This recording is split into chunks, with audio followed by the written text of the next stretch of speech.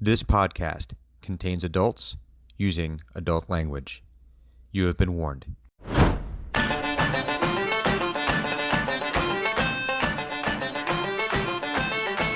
Looking back on the past where we still had a chance, we were pawns in a game that we could not win.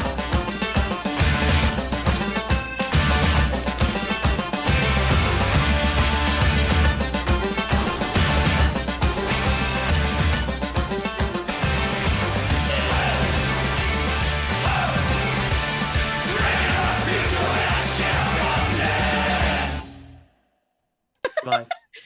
We're live to shiny foreheads. We're live to shiny foreheads everywhere. It's Shiny Forehead Sunday. Well, I mean, like, Yvonne's is like kind of yours is fairly you're backlit, and then Roz is not experiencing this problem. But like, you need sunglasses to witness my head. Yeah, I can't see it. It's throwing off the white balance of the whole stream. So everyone, Fucking I'm ready to grilling. play. There's a solar flare over here. all right, everyone. Hey, it is Sunday. It is 4 p.m. Eastern, which means it is time for Shiny Forehead. No, Dungeons and Listen. Dragons. Dungeons and Dragons. That's what we're playing. That's what we're gonna do. If everyone's cool with that, I mean, we could do other things. But No, shut up. okay. You're running Dungeons and Dragons. Multi-pass. Can we play Dad?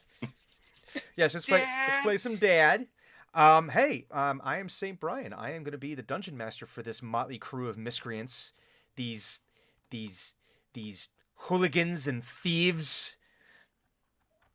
Technically, the only thief is Clues. Oh Hey, I didn't mean to.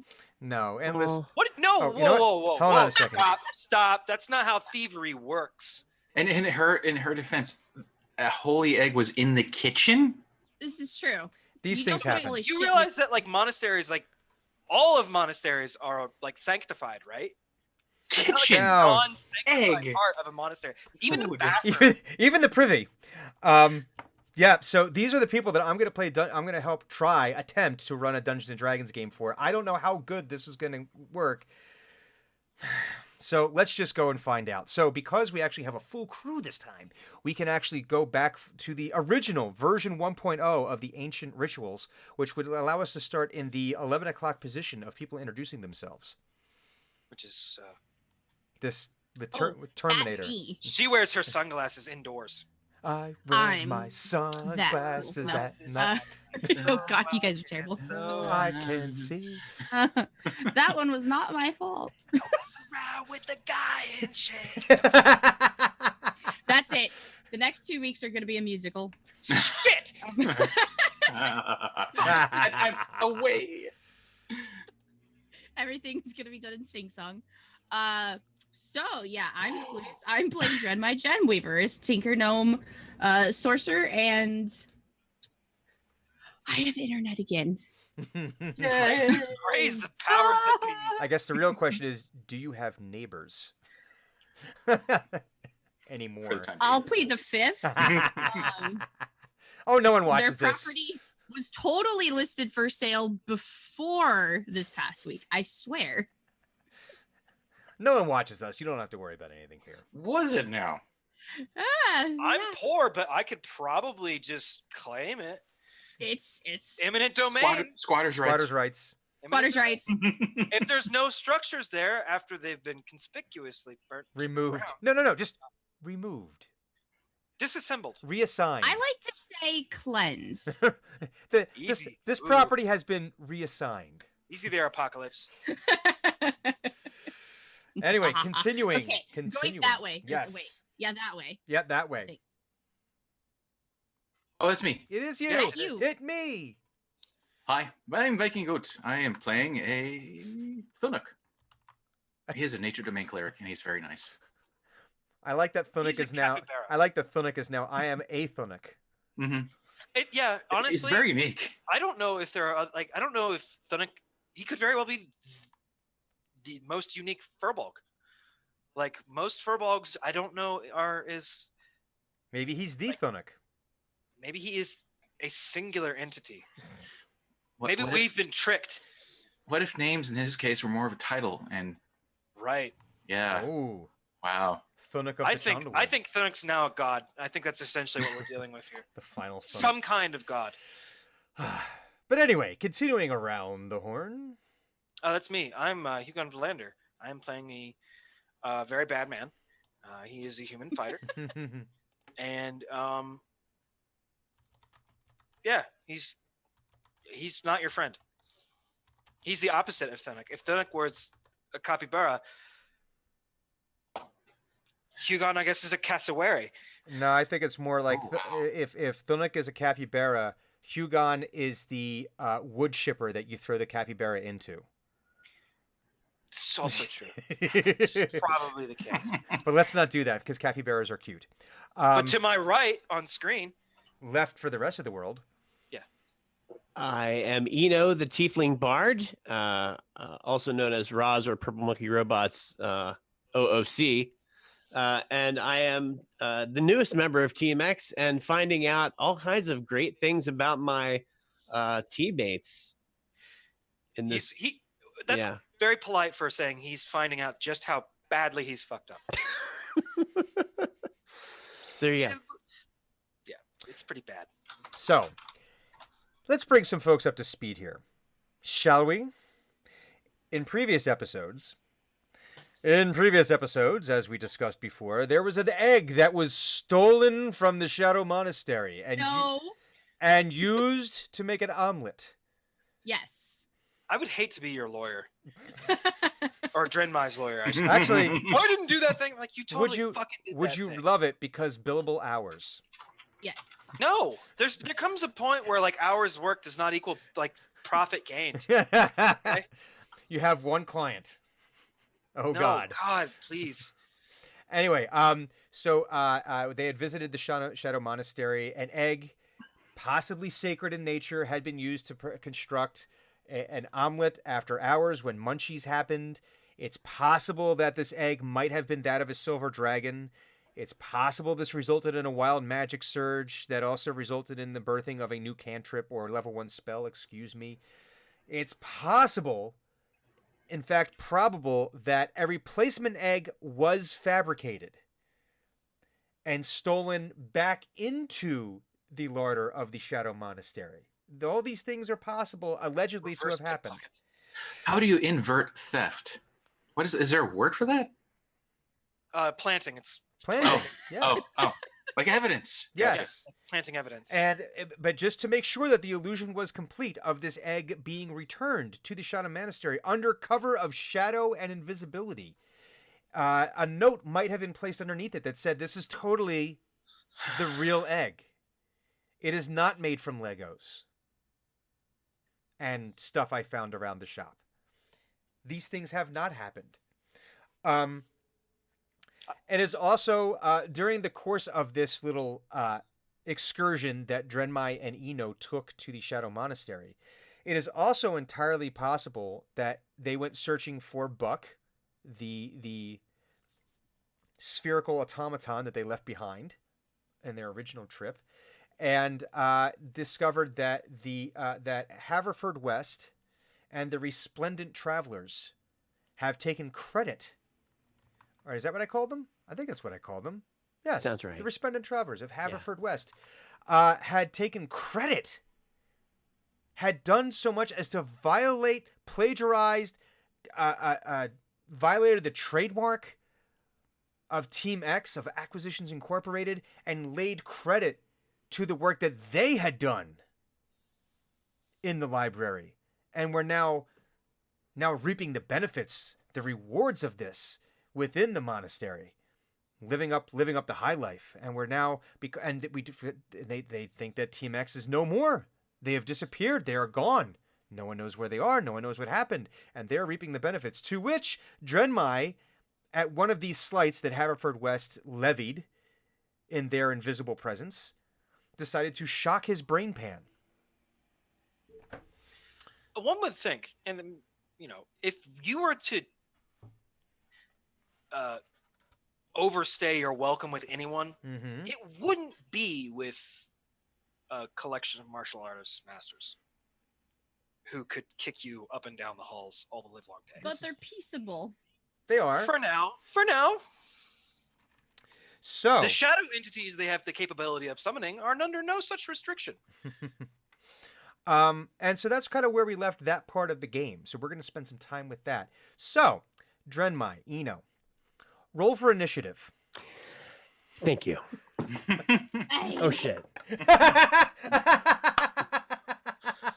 It's a I 7. got a 1. Shit. I hope you go in. Great. Wait, All right, would you well, be rolling? Add to I'm it. gonna have to go with Plan B then. Off the bat. 11. 11. Okay. I'm glad that you've had so much time to plan. Like you have contingencies now. Plans Like you within didn't even have to plans. think. It's like it's now B, and then if something else happens, F. So, okay. So, Drenmai, you got an 11, you said? Yeah. Mr. Eno. You know what? I'm gonna use my inspiration and I'm gonna roll my initiative again. Oh, that's right. Because he got, so we granted Eno or Mr. Roz himself inspiration last week for his Yeah. brilliant portrayal of a bird. Truly extraordinary. It was And really that good. is a 15. 15. Okay, that is a much better number. Yes. I'm sure. I did not know that you could use inspiration for that. That's fucking Any, amazing. I think it's any D20 roll. And you know what? I'm going to allow it. I don't I'm okay care. with I'm that. just that's a cool Yeah. ability. I'm allowing it. That's Okay. that's how it's going to go. Listen here, Mr. Bucko. DM. And you're going to be grateful for the opportunity. Thank you, Mr. DM. I'm sorry, DM. Please don't TPK my character.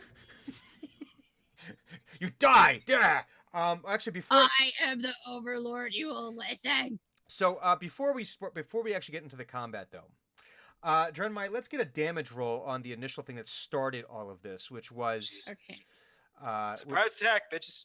Shocking grasp. What do I Shocking get to do? grasp. 1d8 lightning. Hold on. Only one? I thought you didn't you hit Oh, wait, Hugon with one of 2d8. these? Yeah, I thought you Yeah, smacked Hugon with one of these for kind of not small damage. Yeah, I only did it at the minimum. I'm not 11th level yet. So for 10 damage. okay. So Drenmai drops down. Wait, is he wearing metal? Oh no. How much metal are we? It's like a suit of armor or something like that. any armor that's made of metal. Oh, he's not wearing any armor right now. No. Okay. Whoa. Okay. No. That's Well, good to no. know. So this was a library within like a little library area of the Monastery of Shadow, in which they looked like they had turned into kind of like a cigar and bourbon room type situation, you know? And they have no reason to suspect they're about to be attacked. Yeah, they're listen. This is Oh. like, with the This is the exception of perfect maybe set. Hugon, most people don't sit around just wearing their armor, you know. So Drenmai invisibly drops down from the ceiling because she had the spider climb on, drops down, and just as she's coming down, these crackles of electricity start sparking along her hands, and as that happens, she reappears, rematerializes.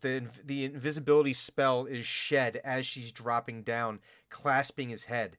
And so it's almost like this crack of electricity comes up her arm and through her as she appears, and there's this loud, very sharp cracking noise, as the shocking grasp makes contact with Haverford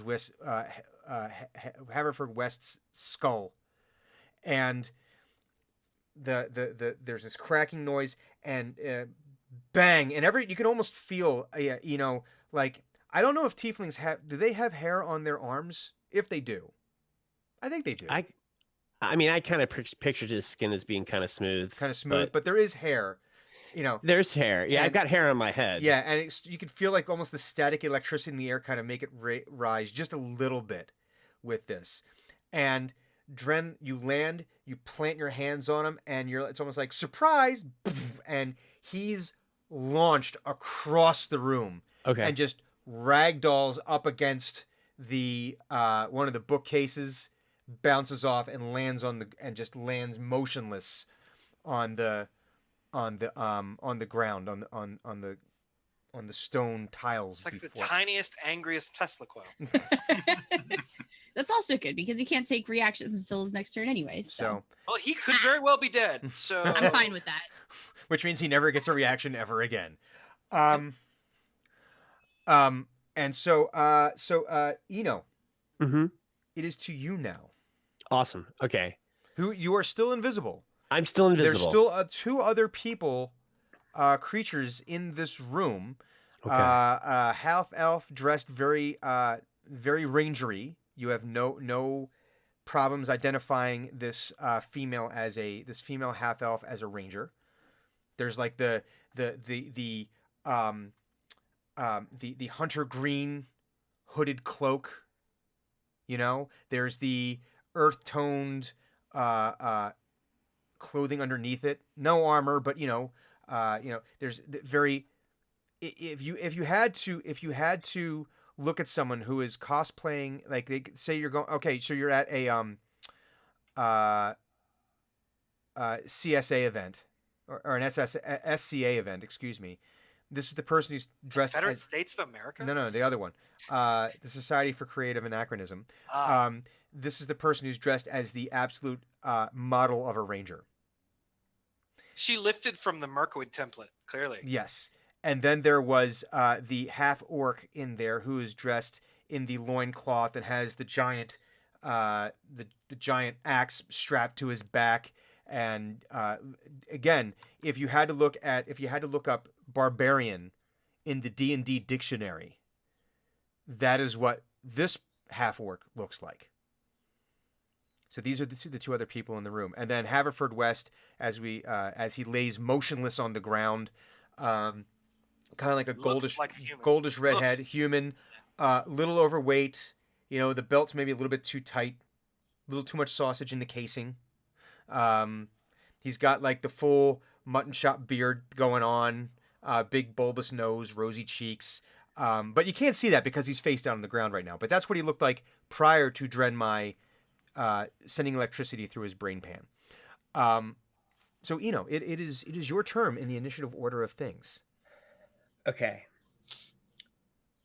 So Eno is invisible. He is invisible. And he... how far away are the two of the other group? How far away are they from him? So the half... How big is the room? The room itself, if memory serves, is about 40 by 40. Okay. So it's a larger... It's not small. Yeah, it's not a small room. But not a large room. Well, I guess by usual standards, but it's a healthy sized room. And so they're probably the half orc was trying to read a book, but it was upside down. And the ranger was over in another corner, like sitting quietly in the corner, like knees tucked up, sitting on the ground, knees tucked up, paging through a book about, nature, some kind of nature book. Okay. So Eno shouts, "We found the last Grey Dwarf. He just went invisible. Dren, get him." And he's going to roll for deception. Okay. Oh my God. Amazing. And that's a 16. 16. So what is the deception you are attempting here? I'm trying to deceive the other two of their group to think that a Grey Dwarf just did that to their friend. I love it. So are you trying to do it in that guy's voice? No, in my own voice. Like okay. I'm like, they can already see Dren. Yeah. Like I'm pretending that Dren and I were like we heard that there was still a Grey Dwarf in here, and we snuck in to try and get rid of them. That's kind of like the idea that I had was, hey, there's that last Grey Dwarf.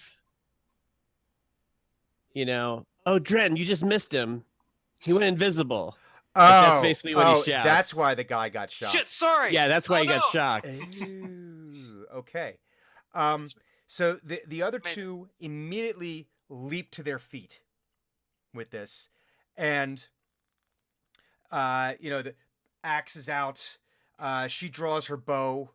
Quick comes out. She's got a bow. She's got a bow knocked or an arrow knocked, and she says, and they look around, and they immediately start looking around, looking for this invisible dwarf. And is that my action or? No. That would just be you shouting. Okay, so I shouted that, Yeah. and then I'm gonna use prestidigitation to make the area near them colder. Oh, okay. Or no, I'm sorry, warmer. Warmer. Make the area near them warmer. So that they think that there's someone They're, like, near them? next to them. Oh, okay. I Yeah. see. So you're going to have them be like the effect of, swimming through the pee in the pool, but like kind of like near them.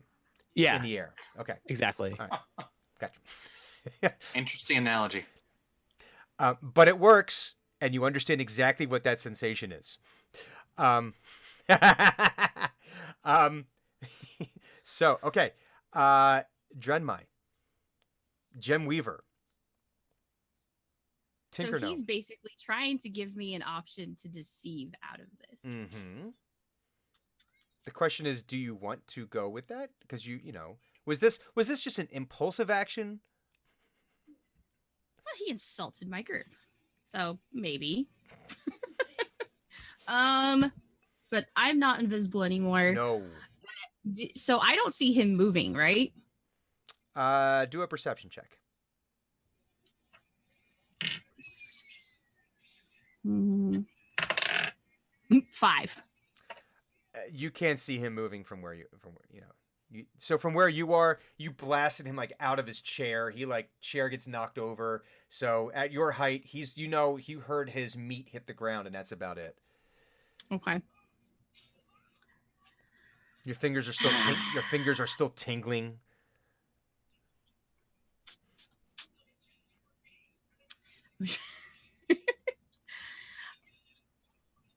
Okay. So did they see me? Yes, they do in fact. Or was I behind the chair? No, they do in fact see you. You are visible. Lightning was coming out of your fingers. And I did say, Dren, you just missed him. That's true, but they're probably not going to be very happy with me because we haven't had a chance to explain ourselves. Well, they didn't necessarily see you touching him or anything. They just know the That's- spell happened and that their friend is on the ground now, as far as I know. That's true. But they're probably still not going to be okay with me. Man. If they noticed, they were both reading books. There is that. I'm not deceptive enough, though. Or, I mean, you could kill them too. I mean, Death is I always an don't wanna option. kill the bugs. I mean, Murder is it's- always an option. It was one of the thoughts. Sadly. I'm neither did- surprised nor sad. It's this really awesome new spell that I've just been dying to use, but I'm not going to. See, I think this is something that Drenmai and Hugon could bond over. No, it absolutely is. No. No, he does it for military things. I do it just to get out of shit. Because you're a selfish asshole. No, but listen, Exactly. listen. There's going to be a time when both of you are going to say this person is justified violence upon their person, Maybe. and See, and But he'll Hugon never should- admit it. He'll No, never he- admit that he has yeah, anything. that's- no, true. but he will just act, and as will Drenmai, and they'll be acting in concert, and there'll be that little piece deep, deep, deep buried inside of Hugon where he goes, "This is kind of what I wanted to have happen right now." Your presumption is humorous.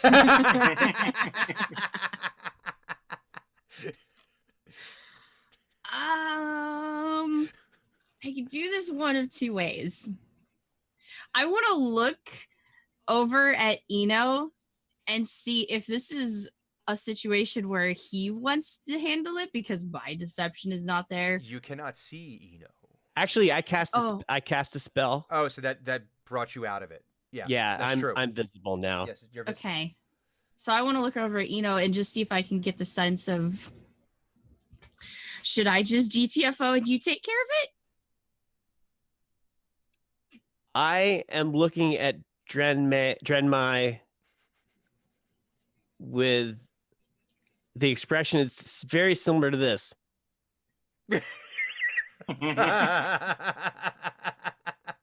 If I get that kind of response, I almost take it like, well, we should all just GTFO. Like, oops. Zoing. Nerp. So then maybe this is a bad area and we can come back for it. So I'm gonna cast fear. Jesus Christ. Okay. Let's take a look. at how fear works.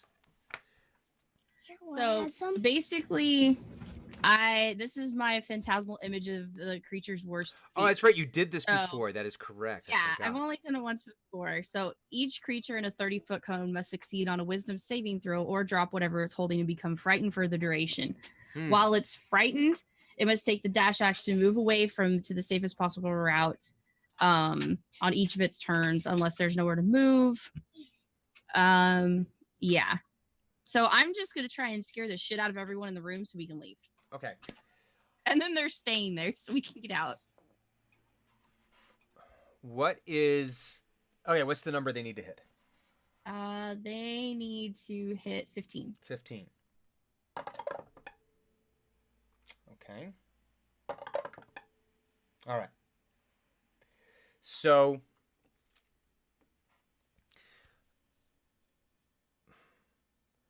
I'm wondering if this would be a thing of where the illusion is there, but only they can see it, but each of them sees it differently. Yeah, it's Or is it's it or each- or is it that the illusion actually exists so everyone can see the illusion, and they well, it's I'm projecting an Mhm. image so everyone can see it. It takes form of whatever that person's If- fear if is. they're- So this person will see this certain, this Yeah. person will see that thing. okay. Do I need to save too? Is it all creatures within 30 feet? It's a cone from me. You're off to my side, so Okay. I'm projecting. Okay, so I'm not- Yeah. All right. You're So as fine. long as you don't say her name and she goes, "What?" and like brings it over that way. What? Yeah. All right. It's like with the laser, like what? Bzz, oh. Hmm.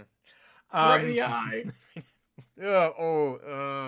Sorry. It's a laser. Sorry. Oh God. Gross. So Laser. the ranger, you can it as best you can tell. There's like the amorphous illusion is there, but she like reacts to it for a second, but then stands her ground. So she doesn't move. The orc, on the other hand, sees a duck the size of a horse and takes out Thanks. running as fast as he can. Takes out running as fast as he can out of the door. He like drops the axe, like, oh God, no, not again, and just. I'm an orc AMA. I'm sorry, that duck noise was incredible. Hidden talents from the blind cleric. Oh, not again! Oh God! Not the again part is the best part. Yeah. Not again. Yeah. Not again. Oh God! Some wizard sink a dire duck on you or It's just something? out the door. Dire mallard. and it's he's out the door. You hear his footsteps disappearing down the hallway, just completely incomprehensible as he sprints down the hallway.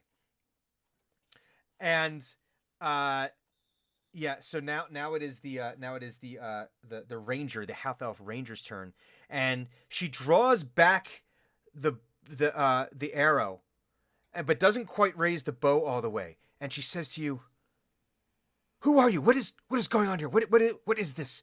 How dare you?" Is she asking me? She's like kind of like looking back and forth at both of you, and like she's like kind of like glancing down at at Haverford West, but she's got it drawn, but she's like not pointing it at you. She's not like and She's gonna be like, "What have you done? I already like the equivalent of my feathers are getting poofed up, getting like ruffled." Be like, "He started it." I imagine with Dren, it's actually like the hair actually does start to.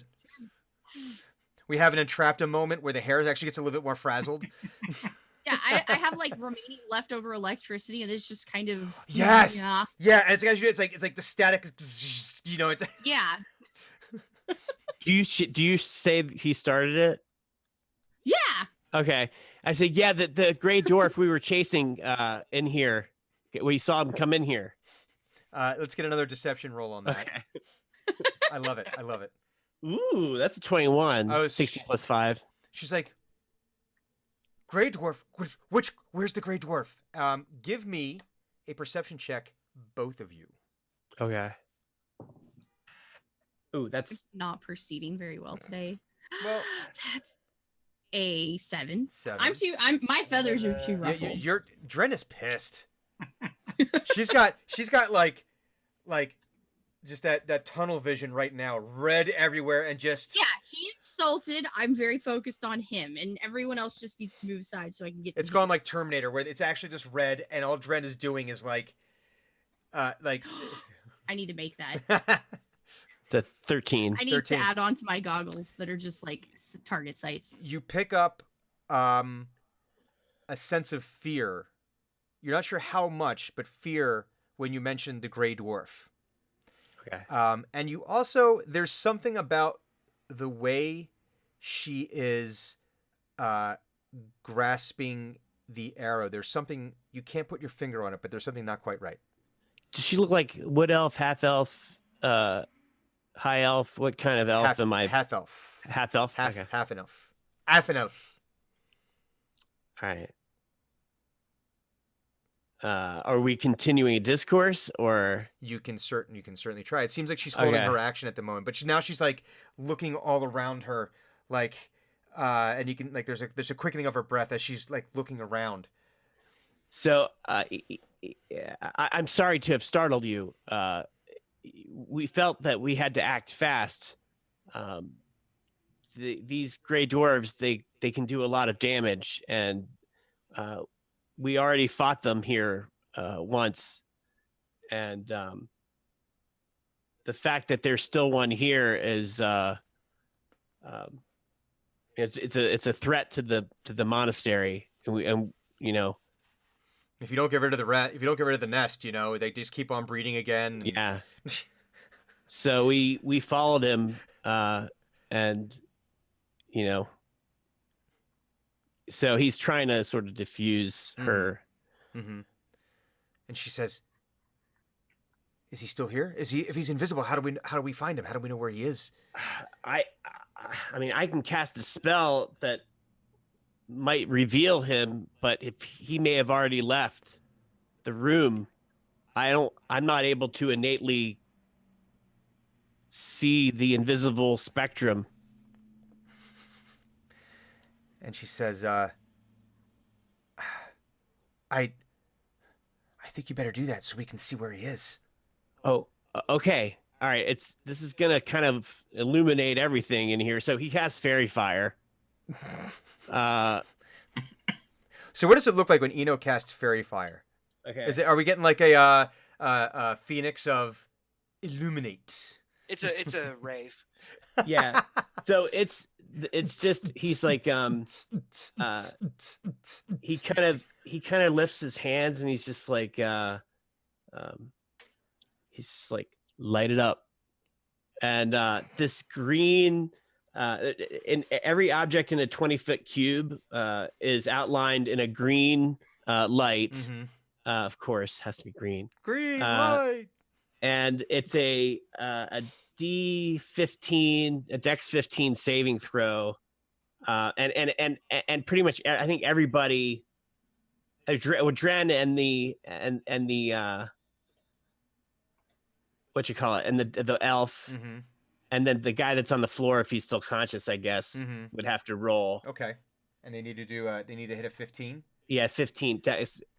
So, and any creature that's affected by it, Mm-hmm. We would have advantage over if we can see them. And, I like how we're going into this much detail for the Dwergar you know is not there for a Right. fact. And the affected creature or object cannot benefit from being invisible. Okay. So for those of you at home, were there anything invisible in this room, this is what would happen. Right. We know for a Sell. fact You there's gotta nothing. sell the con, right? You gotta sell the con. Yeah. Yeah. Oh no. Oh, I like it. So he's just like, light it up. Okay. So neither one of them make their saving throws. So they both are like have like that green kind of outline glow. So the way the way I see this, tell me if this is how you see this. So when I see this, it's kind of like like their entire outline, like every time like they even turn a little bit, like just the bare outlines that you would be able to see, like all of a sudden, like the strange green light that like this green outline, like almost like the Force Ghosts have, you know, how like It's like a so it's not like a grid of like like the laser grid where it's like Yeah. mapping every contour of their face. I picture it as like a green glitter bomb. Okay. So there's okay, That's I like awful. it. Yeah, I like it though. No, I like this. Okay, green glitter, and so they're both bathed in it. Obviously, Haverford West fails his saving throw, so he's bathed in this green flow. You are not surprised that there is no Dwergar or anything invisible in this room. And I'm just like, I'm sure you're shocked. I'm sure you're totally shocked. Dren, we lost him again. Darn. I rolled like a 7 on my deception, so I'm not going to be convincing at all. Yeah, it's like, oh, What a Trash. shame Shucks. that we have lost our Dwergar again. should have And put a the- bell on him. I know you're disappointed. But Heartbroken. we'll find him. We'll find him. Trust me. Look, we might need Buck's help. And he kind of raises his eyebrows and he's like, didn't we just see Buck? He was Mhm. just in here, right? Yeah, and as you say that, Buck kind of like peeks around the corner. And you hear like this. "Brrrr." And Eno turns around and looks at Buck and says, "Buck, you don't know me, but I'm a new member of Team X, and And with that, he comes gliding over and is like leaning up against you the same way like a golden retriever does against you. Like he's just Imagine how harrowing this must be for Buck to be misappropriated by a bunch of con men and then rescued by the one person who threatened to dissect him. Like, poor Buck. Like, I do I just wanna look stay at or Buck do and I be like- let the creepy doctor thing rescue me? Exactly. I want to look at Buck and be like, do you have a storage compartment? and you hear like this "Brrrr," as it looks at you and then looks back over at Haverford West, looks back to you, and it like Buck tentatively glides over and like seamlessly like this little drawer comes out.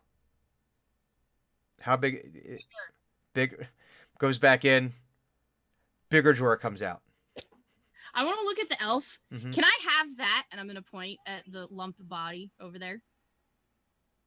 You want to put Haverford West inside Buck? I don't want to carry him. wait, what?" And Buck is 3 feet in diameter. Kind of mold him to smush into a Oh spot. God! Eno looks at Dren and is like, "We can't take him. He's got to answer for his stuff. I'm not letting Answer him stay here. Answer for what? He lied. We're the ones that did all the work. Well, we can take that up with the monks. I mean, you don't need to kidnap him." It's just relocating. And now you feel Hugon's pain. Yeah. And now you are clued into why he's so fucking From a angry all the time. distance, Yugon shakes his head. You feel a middle finger from on high. That needs to be your new special. That needs to be like middle finger from afar. You feel a middle finger from a distance. We're here to finish our job, not to do a write up on how somebody else failed to do their job. So Buck gets as big a drawer as he can, which definitely is not large enough to fit Haverford West. But I get the feeling that Dren would still try to cram him Dren in starts shoving an arm in Yeah, there take it. as Eno's saying this, huh? Isn't Dren a horse person? Yes. Doesn't she No, have the this horse is a person bad bag? idea. there. Oh no! Yes. Would she Yvonne, think of him as Horde? No, Oh, because God.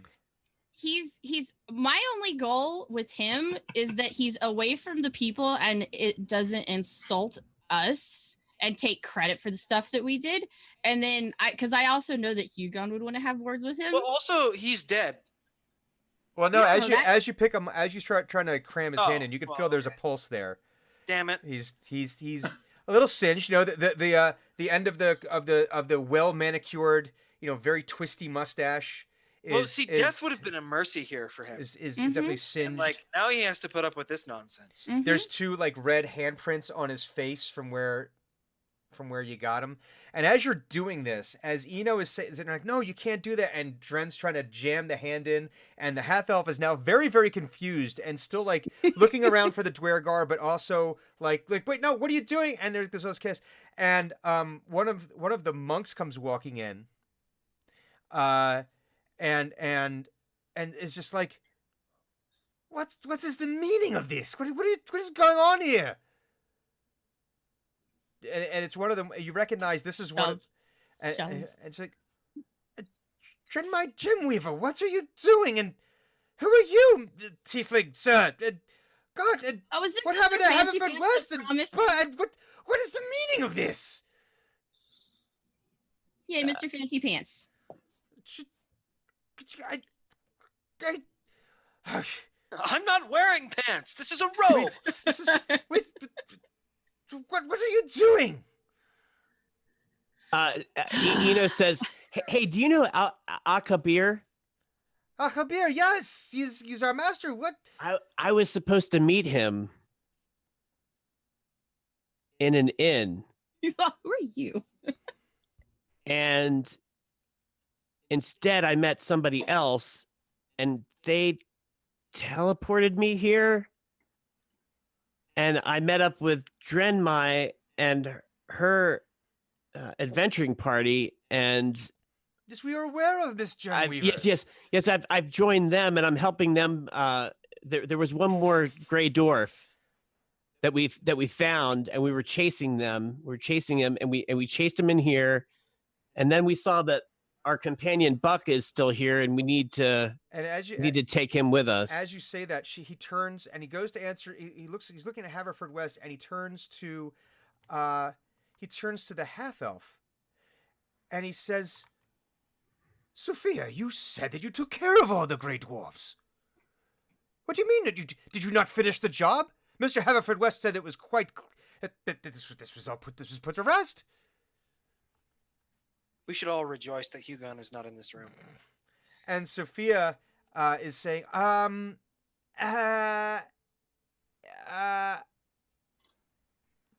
doing, and she's out the door.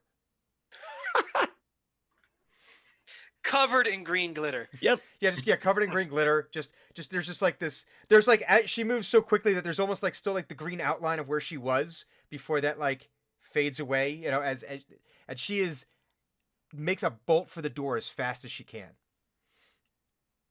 And she said, and it's just this is most irregular. We must. Yes, I think we must have a conversation with El Kabir at once. This is unacceptable.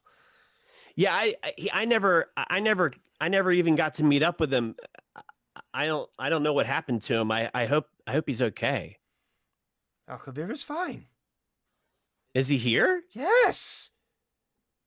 Somewhere deep in his mind, Eno realizes he's been stood up. And I just kind of sigh. And as you're saying this, this half-orc face kind of peers back in, and you just hear, "Is it gone? Is it It's not still in here anymore. It's gone. It's not here anymore." If Either it's been a that or- minute, it's gone. Oh, Either that or it didn't get affected by my spell. All It right. could still be in here. I don't. And it just takes off. Here, not again, not again, not again, not again. Oh. And so the monk says, "Yes, we must have. Just please follow me, and someone please awaken Mr. Haverford West, and bring him along as well. Just stop, Miss Gemweaver. I must ask you, please stop trying to shove him into that drawer, and we must. Someone please awaken him." Is there any water nearby? There's a pitcher of wine.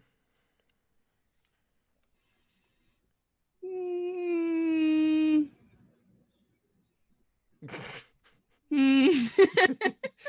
Oh, I messed up. I was looking for Alexi, not Akabir. I fucked up. That's fine. It is okay. Yeah, that's the monk I was Ah, trying to ask well, about. then we shall do some retcon this, Yeah. and it Well, was now it's part of the con. Well, no, Eno just says not Akabir, Alexi. Oh I no, we have not. mixed the two names We up. have, we have not seen Alexi for some time. Oh shit. Oh. But we must go see. Would someone please wake up, Wine Mr. Haverford? splash.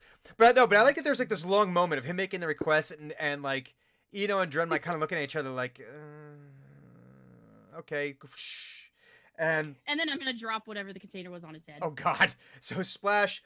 I was dong. hoping for that. And I'm gonna cast Healing Word on Haverford West. And what is the word that you shall use to awaken Mr. Haverford West? Revivify. So you cast Revivify and say, or you cast It's Healing Word, Healing Word, and Revivify, and he's- Revivify. But right as you do that, he like does this like, and right as you do that, the wine hits the face, and then the pitcher hits. Oh God! And it's just he's just having the absolute worst the worst possible wake up call that one could possibly imagine in this scenario. So he regains 7 hit points. So Dren, please roll a d4 to tell me how many hit points of damage you do with the pitcher. I got rolled a 2. Okay. So he gets back 7, he loses another 2. He's still It's better than what I was gonna do. I was gonna shape water around his head. And it lasts for an hour. It's called dive reflex. It's a legitimate medical technique to stabilize a heartbeat that's in arrhythmia. It works. As Don't say that on channel. Someone might believe you. no, it's a legit thing. I know. And as a professional certified diver, I'm sure someone in this group knows exactly what the dive reflex is. So and now his like the red wine has now like stained the front of his very fine ruffled shirt and his tunic that he's wearing over top of it. It's like the singed mustache is now drooping down like low, like 2 walrus tusks. And what has happened here? It's And Eno says, "I'm sorry, sir. Your Grey Dwarf attacked you, and we chased him in here. And, a Grey Dwarf? Yeah, there was one left. We found him, and we were chased him around. That is impossible. We got rid of all the Grey Dwarves. Look. I thought we got rid of all the Grey Dwarfs too, but I guess they can go invisible. And who are you? Who, pray tell, are you? I am Eno, and this is my colleague, Drenmai Gemweaver. Glares. But she says glares while glaring. And we are here to finish the job that we were here to do before. Not you. But did you say Drenmai Gemweaver? That's Tiny person. what I said, and she's right there. Oh dear.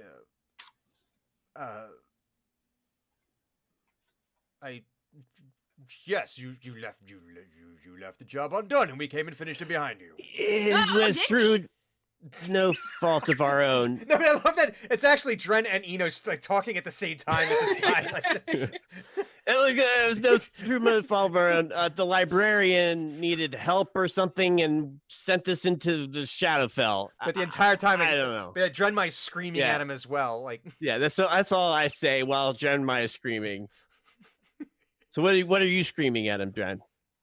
That's just what I was doing. Okay. You're trying to be the calm when I'm like, the little piranha. and the monk once again said, "This is most irregular. We must." I think we must meet with Alcabir at once. This is beyond my pay grade. I agree. Let's get Alcabir over here. or let's go to where he is. Yeah. I don't know. Whatever you want to do. So Sure. Haverford-West does his best to like bring his portly frame up to stand back up again, and he's a rather short gentleman, short and stout, taller than a dwarf, but not. Yes, tip him over. Yes, thank you. But you can see he's trying to make himself look as dignified as possible, drenched in wine. The mustache definitely not where it was supposed to be. You know, he's trying to like get it to stand up, and he gets it, and then it just droops right back down again. He can't quite get it. He has this expression on his face where he's always trying to appear taller than he is and trying to look down his nose at everyone around him, regardless of the size. So you know he is shorter than you. You know, he fixes his clothing as best he can. You know, and this audacious, just this awful looking clothing, and just pantaloons and things, and he's just like, yes, we should go see Al-Kabir at once. This is important. We should go see him at once and put this matter to rest for once and for all. I'm gonna just glare at him the whole time, like angry little gnome. So as you're all walking, you walk down the hall, and in relative silence. Well, Haverford-West is being silent. I'm not sure if Eno is generally a conversant. Oh, I'm playing my lute. I'm just kind of tuning it up a little bit and just kind of fiddling around with a couple lines. Occasionally strumming a chord of Funeral March. Do little- do do do do do do. Beep, beep, beep, beep, beep, beep, beep, beep, beep, beep. Doodly-doo-doo. Beep, beep, beep, beep, beep, beep, beep, beep, beep, beep. Like that. And it, All your notes are suddenly minor. Like what? It's reminiscent. It's adjacent to a funeral dirge. And then Drenmai, okay, so you're just glaring a hole into him. Mm-hmm. So you work your way through and Buck is following behind you. He's staying closer to you, Eno, and he's kind of like got a side eye at you, Drenmai, but you're picking up on the fact that Drenmai, he likes you better than he likes Haverford-West.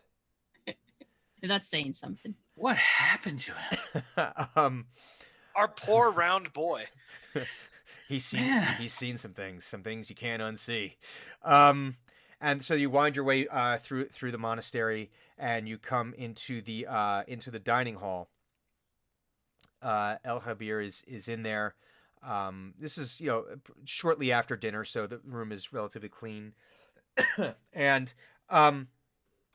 it's been cleaned up. There's still some smells wafting from the kitchen.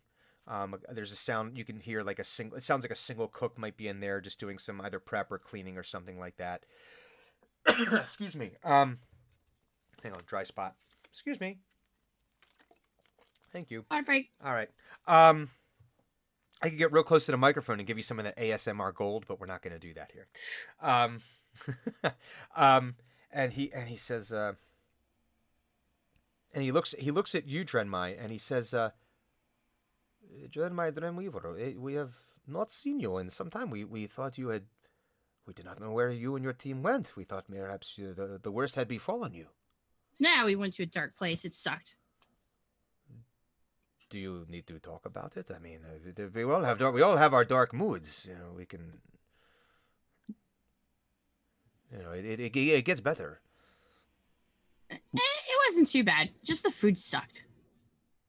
It was really a dark place. It wasn't a dark place. It was a dark place. The times are never so dark that they cannot get better. Have you ever heard of the Shadowfell? Oh, that dark place. Never mind. We're talking about something different entirely. Okay. Yeah. Ah, I see. Oh. Who's the librarian, by the way? Oh, you met the librarian. Yeah, she kind of took us to the Shadowfell. That's why we disappeared. You went into the librarian's room, did you not? Through an unfortunate series of events, yes. We very much must get a better sign on that place. She is very, very, she can be very helpful. but very, very manipulative. And it seems that you may have fallen prey to those manipulations. From across the thousands of miles, you hear an "I told you so." I'm sure your friend, Mr. Valander, who helped negotiate the initial contract, has probably told you not to go into that room. He seemed like a very practical and pragmatic man. But I am happy, my friends. Beam of light from the distance. I am very happy, my friends, that you are not in fact dead. And I'm sorry, Sir Tiefling. We have not had the pleasure of meeting. I am Al Khabir. I am in charge of this monastery.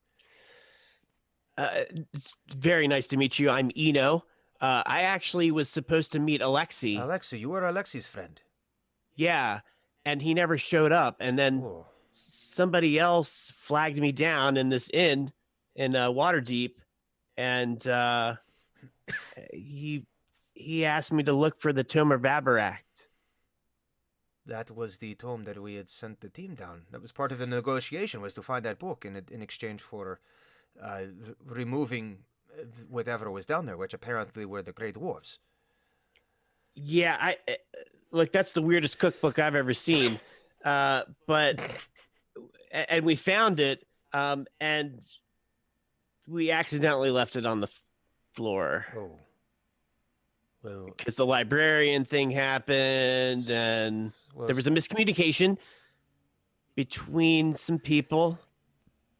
Well, more to the point though. The concern being is that Mr. Haverford West here and his resplendent travelers have said that they actually were the ones to finish clearing out the rest of the library of the Dwergar. Listen, I'm very pleased that they were able to help, but there was still a dwarf running, or still a gray dwarf running around here. I just want to let you guys know that. Give me a deception roll. Okay. That's a natural 20. Wah, wah, wah, wah. He goes, well, oh, that is of great concern then. And he turns to Yeah. Haverford West and he says, It's 25. in total. He says, Mr. Haverford West, Sir Haverford West, we have this is a problem. That means you have not fulfilled the terms of your contract. And Haverford West goes, oh, there's just merely an oversight. We Blah, blah, blah, blah. I'm not sure. We clearly went into the library and it was still overrun. Overrun, I tell you, with Grey Dwarves, and we valiantly cleared all of them out. And just Team X, Team Synagogue Overrun. clearly did not do the job properly. Look, there were only a couple left, as far as I know, and I don't think it was overrun. Electricity starts coming from my fingers again. Oh my god! I would so badass. We're just. Yeah, I would dispute this gentleman's claim that there were that many. I know that there were a small number, maybe. There was at least one. I know of at least one. He took off in a rocket ship. Well, he wouldn't say rocket ship. What is this rocket ship you speak of? No, I he do not didn't know say this that. word. He took off in some metal contraption. I know there's that one. There might have been a couple other ones. Overrun seems like it's a bit overstated. Would you like to rephrase that, Mr. West? I merely say what we encountered when we went into that.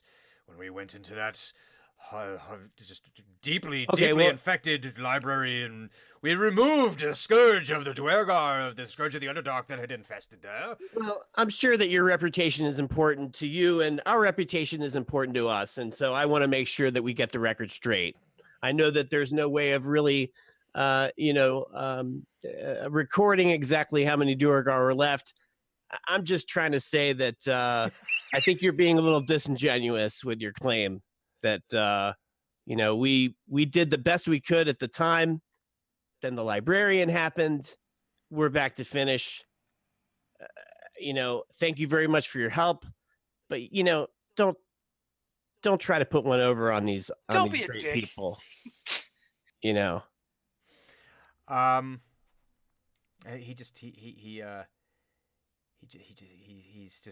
kind of still blubbering, and Al Khabir says, well, we obviously have a problem here where you of Team Xenagog are claiming that you indeed cleared out what was the Dwergar in the library.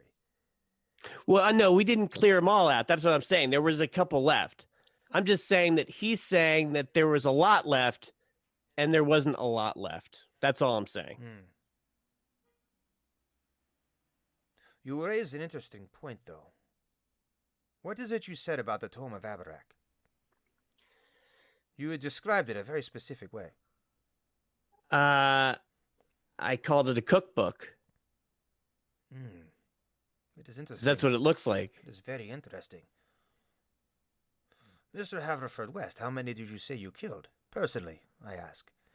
And he says, I've lost count of how many of them I have slain. I'm gonna take my staff and jam it in his foot. Not just a little bit. Just a dink. Just I'm holding it and I kind of want to go dink. Not the laser end. No, not the laser end. Just the, Yeah. not pointy end. Oh, just... When I see that, I want to cast prestidigitation and make the floor underneath him sort of rumble a little tiny bit. So, are you okay? So, Dreadmite, are you trying to do this on the sly, or are you doing this? Oh, I'm stealthy doing it. Okay, so give me a stealth roll. It's one of the things I'm good at. 21. 21. All right. Okay. My perception is less than that. I had to have 14 perception to see if I saw that. So maybe I didn't. No. I think that's fine enough. I think that you went ahead. So then you do prestidigitation to make the floor just make the floor rumble underneath them. Yeah. And Is that prestidigitation or is it thaumaturgy? One of those, whichever one it is. You can do prestidigitation. I think do it's- this, yeah, not, it's- like well, thing. prestidigitation would no, thaumaturgy would be the sound, right? Thaumaturgy. Thaumaturgy would be actually making. Thaumaturgy says you caused harmless tremors in the ground for 1 minute. Okay. Yeah. So just under the floor under him, Yeah. there's some sort of there's the floor starts shaking. And he's. Oh, did it all go through? Oh gosh! Oh, I'm sorry. I don't know. There's something very strange is happening here, and I'm not sure what's happening here. And I feel that this is going to be a debate for another time, and perhaps I should just cede that yes, Team Synagogue did most of the work, and I think that at this time we have made more. You've been more than generous with my companions and myself, and we should probably it'd be best if we just moved along, I feel. And again, and yes, thank you very much for your help. I'm sure the monastery is very grateful. But we'll handle it from here. Best of luck to you in your future endeavors. Oh, you too. You too. But he's like backing out the entire time, and then quicker than a man of that size should be able to, he's out the door and poof, gone. And he says, and Ahabir says, I do not think he was being completely honest with me. You think? No. No, it's You don't say. No. No. Shocked, I tell you. This is my surprised face.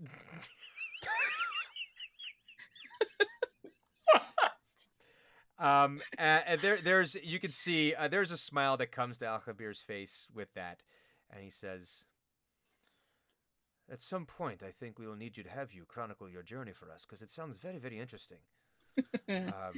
But the tome has been retrieved, and I do have it. I can, if you are still looking to use it. Well, I don't know who asked me to okay, so Well, to be I was honest, trying to meet Alexi, and then this shadowy figure at a table flagged me down, and this shadowy figure told me to steal the Tome of Abarak. describe the shadowy figure for me. And we'll go ahead and Mhm. tell him everything that he saw, because he's tired of he doesn't trust this shadowy figure guy at all. No. Yeah, you think? Yeah, so he's like, the voice was kind of weird, and Shadowy he was- figures sitting in pubs, handing out quests, are not to be trusted. he said he would give me some, he said he would pay me, but then he didn't say how much, and it was just like, come on, look, this isn't how I operate. First of all, and second of all, I don't even know these monks. And Al-Habir says, well, what you described is troubling. Between the disappearance of Alexei, him not meeting you where he said he was going to meet you, and how you described this person, this gives me great concern.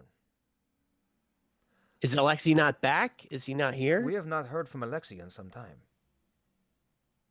And now that you have introduced yourself, I now understand, because he has told us tales of your exploits and adventures before.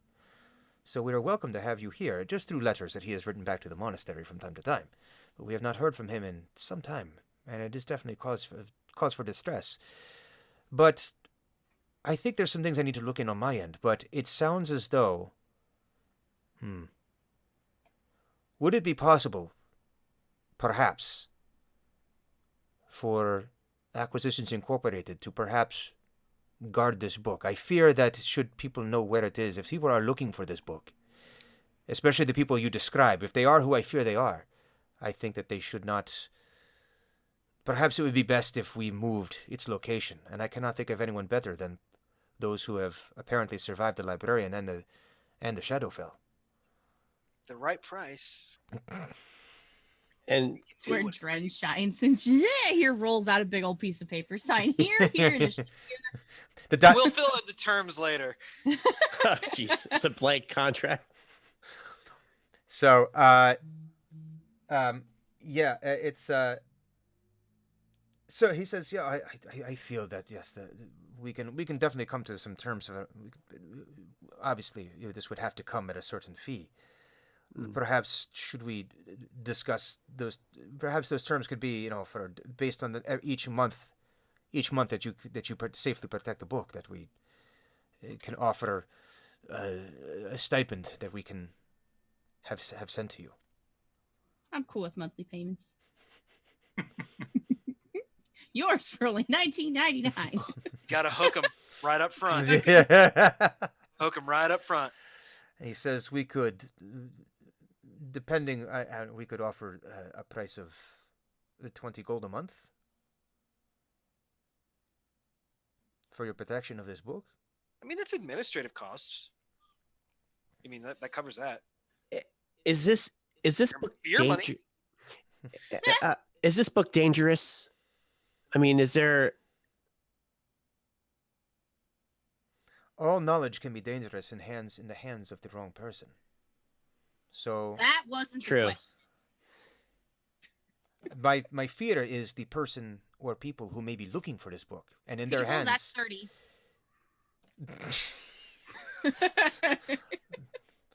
You went into multiples. Give me a persuasion check. I am not persuasive. Persuasion. Persuasion. I rolled well though. That's 19. 19. Die. And he says, yes, I believe 30 is that is a reasonable price for this. So 30 gold per month, every month that you keep the book safe. And he says, but in the hands of these people, yes, I believe this book could be very dangerous. Can I read it?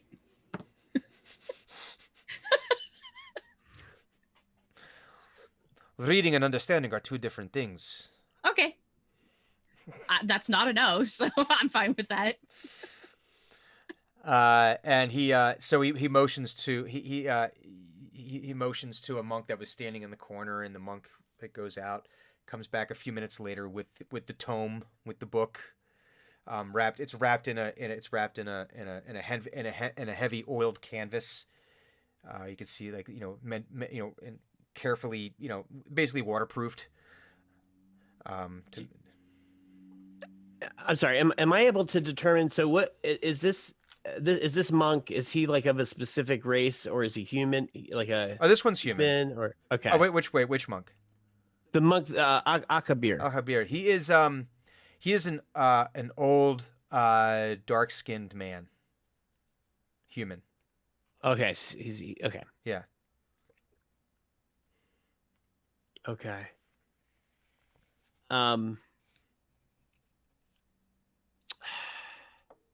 So they bring the tome in. He sets it down on the table. He very carefully pulls back part of the canvas to show you that the book is in fact in there.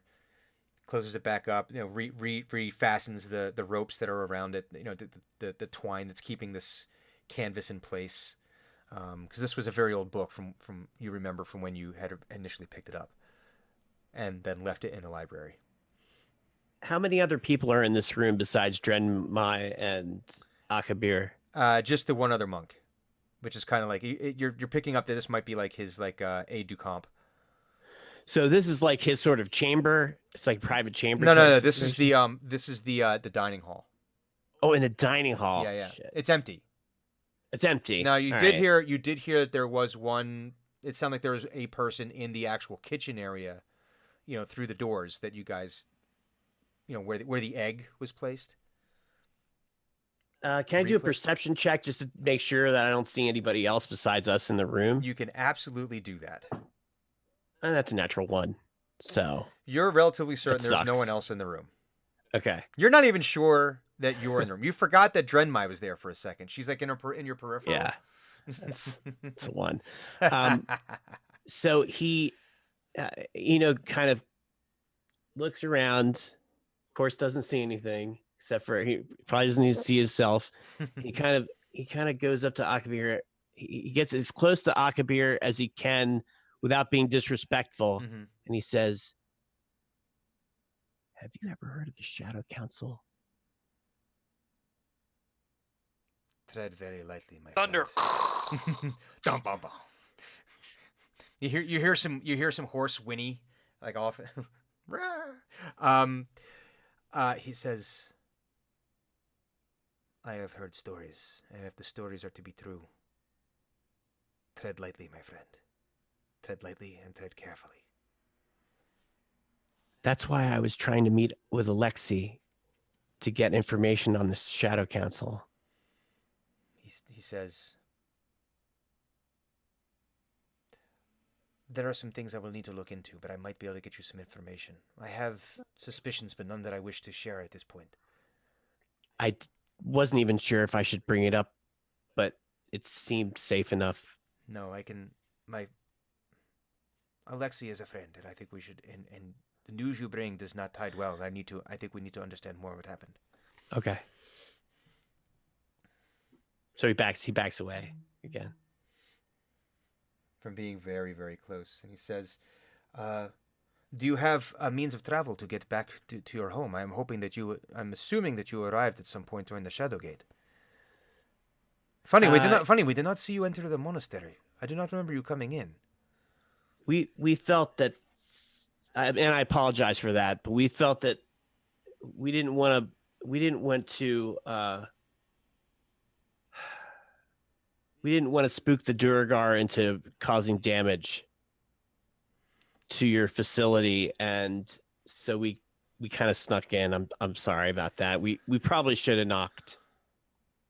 Well, you are always welcome here, but Okay. I understand your reasoning. Well, hang on. Before he says that, give me another deception check. Okay.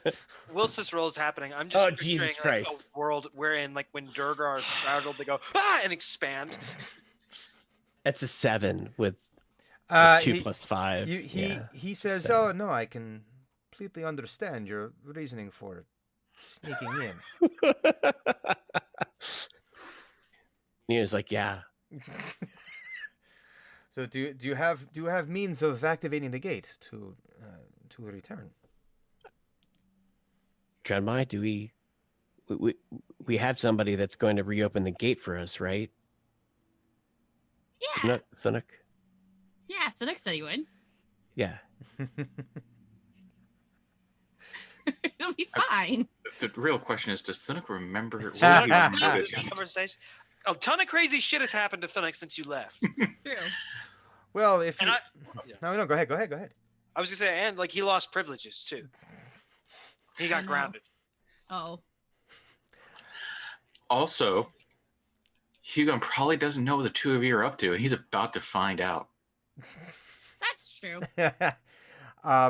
So he says, "Well, if you do have means," and you probably explained to him that Thunuk said he'd open the gate after 12 hours and everything. So he says, "Well, if you are welcome to stay here to get food, get to have you may sleep here if need be until the gate opens. You are welcome to our hospitality.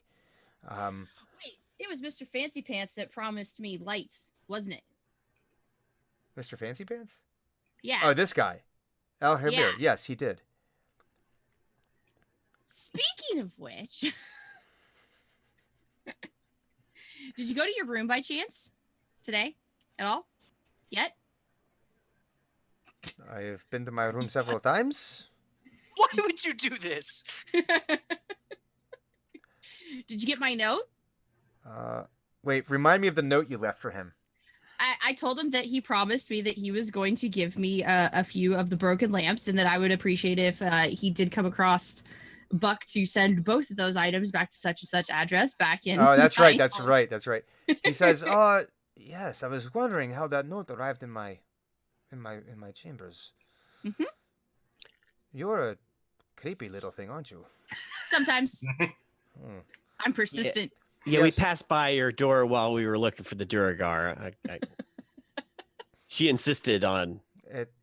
I'm starting to understand a little bit more. Yes, we can. I'm sure we have some. I'll have them look for some broken lanterns right away. And of course, you. Buck is willing to return with you. Okay. And at that, Buck's like, You're coming, Buck. Shut up. no, like it's a happy. Okay. Yeah. Cool. It's. He's happy to be going home.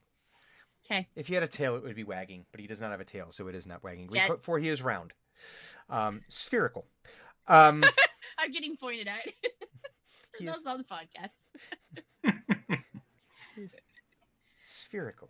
There was a dad point of like,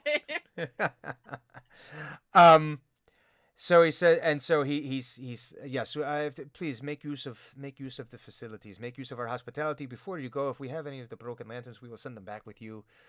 Buck is obviously welcome to return with you as well. So, in the meantime, back in Pinedale, we'd had a pleasant evening, a pleasant summer's eve. Thunuk and Hugon, give me a perception check. Uh-oh.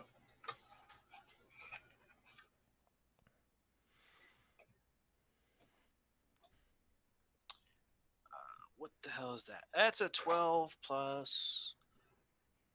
That's a 15. That is the AI symbol. Mm, That's a That's one. not a That's good a symbol. Is that a one? Oh, that's right. It's reversed on. It's on the one. Mm-hmm. That's a one. It's no, it's not good. No, a natural one or a 5, depending on how you want to do it. Oh, that's right. Because It's a skill check. I forgot the D6 that we have. That's on the Oh, yes. 6, but this is Yes. the D20. That's something different. It's also the entirely. Shadow Council. That's right. not I the AI. forgot. All right. So Thunuk, you're just snoring away, happy as a baby, dreaming whatever pleasant dreams that Thunuk dreams. I'm sure it's of food and furry animals, and trees and Gallivanting, warm summer breezes, sunspots to sit in. sunny spots to swim in, nice cool swimming pools, dappled in shadows. No anacondas with which to eat your capybara brethren. No caiman gators either. Finding there's new ways. You dream of a new way to cook up snake. Ooh. On a stick.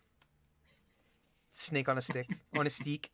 Hugon, however, you hear a blood-curdling scream that rouses you from your slumber.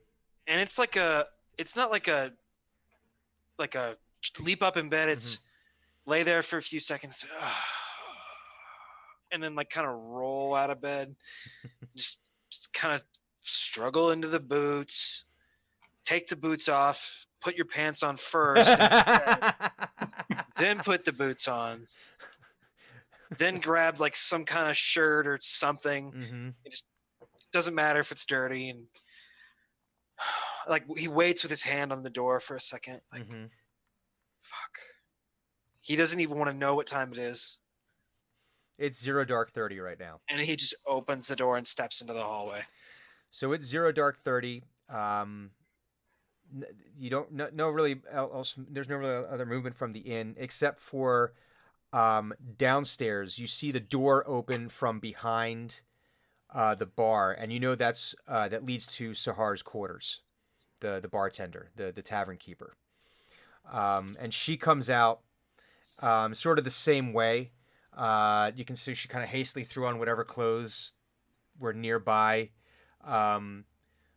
She has a lantern with her that she pulls out. The fire in the main hearth is burning very, very low. Only the like these deep red tinders still kind of smolder, and but she comes out, and you also see though that she has a sword like hefted over her shoulder. That she And comes Hugon's like, he like motions at the lantern and just, Mhm. just But no, the lantern is actually like set on its absolute lowest setting, like just enough that she's not bumping into anything, so she can move Okay. around. And she moves silently through the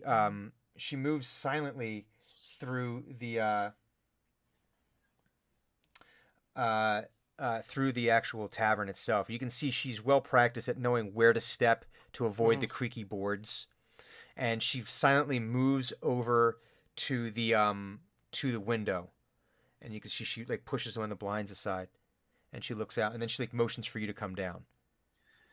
and he's at least, he seems a little bit like more like less slightly annoyed because it's Mhm. happening outside and that's not where he is. Mm-hmm. Whatever is happening. Mm-hmm. So like he trots down, like looks out the window, sees what like probably two young kids are getting up to, and what other like nonsensical horse shit has happened in the street. So from the window, you can see that you see two of the guard come running by, which is kind of impressive because you've been putting them through the paces and they shouldn't have any energy.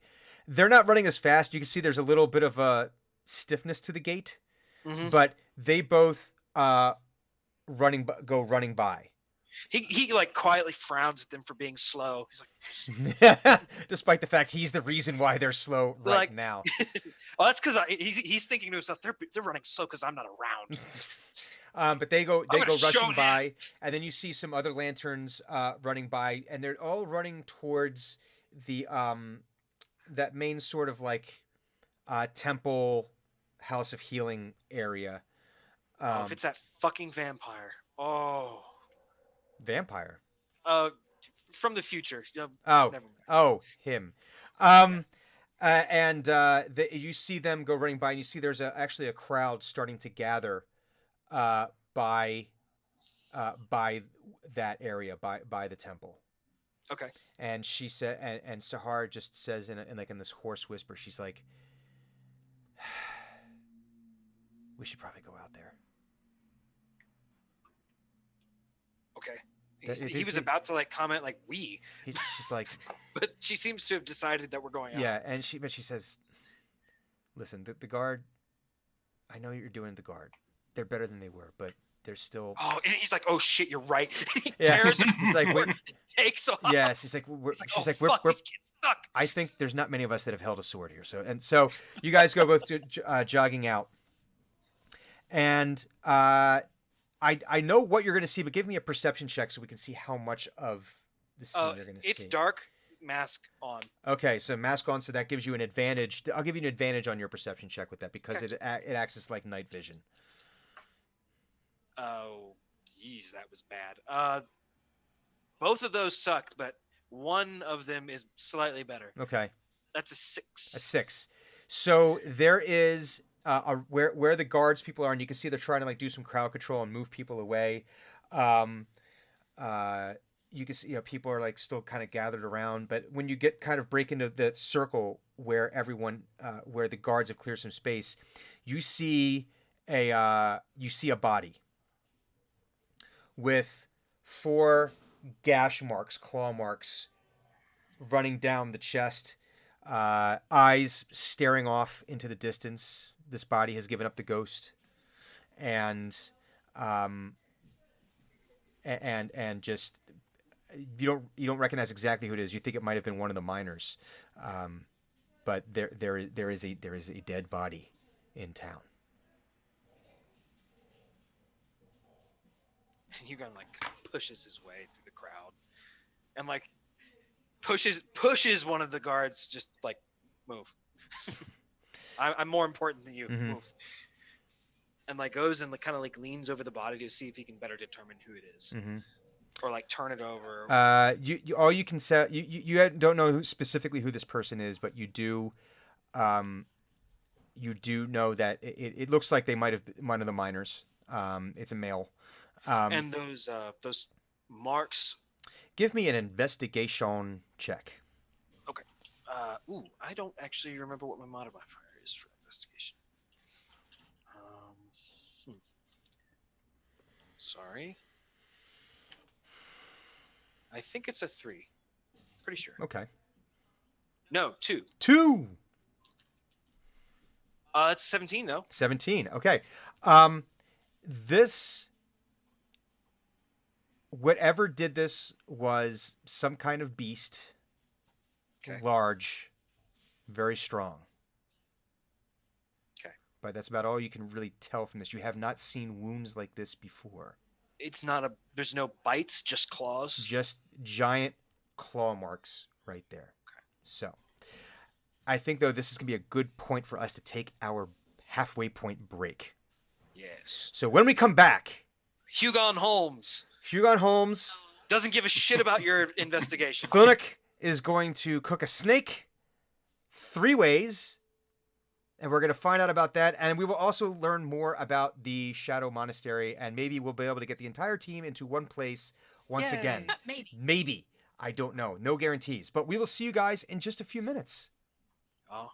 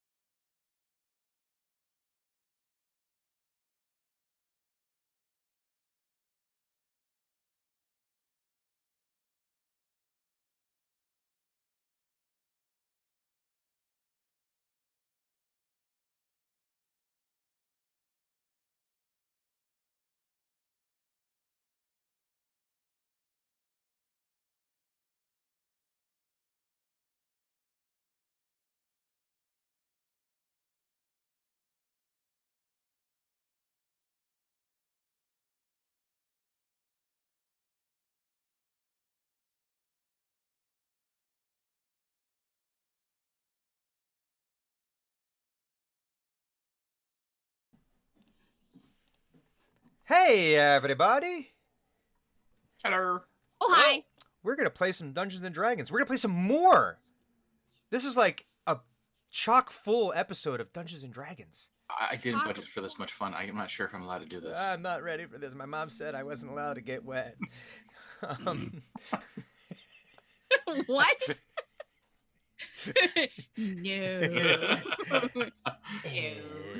I don't want to know what we're discussing right now. Me This neither. must be an older person thing. Yeah, you shut your mouth and get off my lawn. Anyway, hey, yeah, this is the quality entertainment that we bring to you every Sunday evening on Team X. We are going to continue our game. Where we last left things, Drenmai and Eno had negotiated a new contract with the Shadow Monks, with the Shadow Monastery, for essentially storage services. You know, for a self-storage type situation, for the tidy sum of 30 gold per month. You know, so residual income. Mhm. Yeah, that's beer money right there, right? Yeah, exactly. That's expensive ass beer, but yes. No, listen, Well- over the month, one gold per day, There you go. right? About That sounds. Or, we'll just add it into the /entertainment section, which, Well, that I mean- basically goes to Hugon. This is true. yeah. Per We, beer, we just $1 put that per day. we put that into the client entertainment Exactly. account, which is we don't really I take ask a lot of questions. PTO days. Let's just say that. Exactly. So there's that, but also there was a blood-curdling cry and a murder most foul in Pinedale that Hugon and Sahara had, or Sahan, I forget the name now. Anyway, had Sahar. I got it right. I know the names that I put in there. They discovered a mauled body of someone by the House of Healing / all-purpose temple. On the topic of mauls, one of our players is getting mauled by their dog. Mm-hmm. He wants attention, Brr. apparently. He's like, no, I'm going to be in your lap, and you gotta Nobody, pay attention. nobody has loved me in 10 minutes. I know. Protect, I must be pet. I And I protect, was and I also attack. given a bath yesterday, so it was, it's the end of the world. What I protect, I attack. I attack. Is you good boy. Now I get a snack. I Um, get scratches. So Hugon, Yes, the murder. the murder. Okay. You've determined it is a beast of some kind, but you're unsure as to what kind. But it was able to. The claw marks were so deep through the chest as to render this person inert. Like through the rib cage.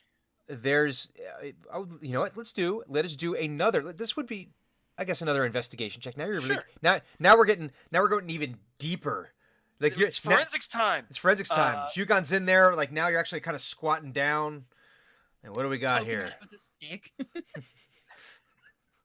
No, I Breaks do a not. cigar. I do not poke the body with a If stick. I wish I do have this vision now of Hugon, cigar in the mouth, like just like poking at some dead Poke thing some- with a stick. what, What the fuck's this? what do we got here? Looks like a murder. Looks like he's dead. Oh wait, yeah, I killed this. It's Can not. the whole world go black and white, and he suddenly gets almost a Fucking Columbo bowler style. It's- detective hat? Yeah, well, see? it's not a suicide.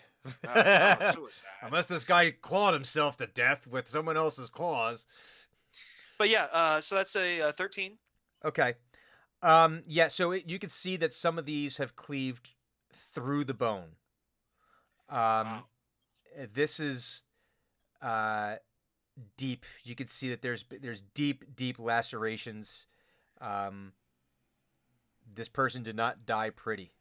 Now, okay, so next question: does this look like the claws cut or the claws tore?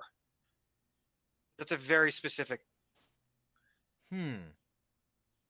Was this a dull object cleaving through flesh or a extraordinarily sharp object? Because it takes a lot of effort or a ton of sharpness to get through bone. I'm gonna go ahead and say torn. Okay. Yeah, I'm gonna go with torn. I'm gonna go with torn, Alex. That is my final answer. Sorry, the answers have to be given in question form. You lose. Oh, I lost, guys. I lost D&D. Okay. Yeah, you lost. Great game, guys. Thanks for watching. So he essentially stands from the body and like crosses his arms and then about faces to the crowd and is like, all right, all of you go back inside. And there's kind of like this murmur, like, as they're kind of like looking at each other, and no one's really moving.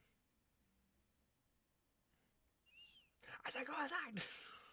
And like Hugo like looks to one of the guards, is like, that was common, wasn't it? That, He goes, what I just said, that was in he common. says, we'll take care of it, sir. And they start like very gently, but with their, you know, they've got spears, you know, like, and they're very, very like, all right, disperse, you know, kind of like gently, Of course. you know, Like riot copping people. yeah, no, they're not. Yeah, they're not coming in there with like, you know, full get out. You know, they're more just, you know, just making it clear. All right, time to go home. You know, so if you've ever run a networking event and you've tried to get people from one room into the other, you'll make a general It's kind of announcement. like cattle prod. Well, it's just what happens is you'll say, "Okay, everybody, time to move in. The program's going to start. We want everyone to take their seats." And you'll have these people who just sort of hang out and they'll like look at you and keep on drinking. And you actually have to like walk up to them and say, "Hey guys, I'm really sorry to interrupt, but the program's starting." Oh, okay, yeah. And then then they'll start walking in. It's like, "Oh, because you thought the first announcement didn't apply to you. You thought everyone meant everyone but you." No. And then you have to try very hard to announce, like, ladies and gentlemen, I did not stutter and you are not stupid. Please stop what you are doing and go indoors. Would that I could do that, but I was not allowed, and I had to go, "Oh, I'm very sorry. Maybe you didn't understand, but get the fuck in your seat." So, Sit down or you'll be made to sit down. yeah, sit down before I make you sit down. You will go to sleep, or I will put you to sleep. Yeah. So yeah, he lets the guards do Mhm. their job. Mhm. Which, you know, and then have more guards gathered at this point.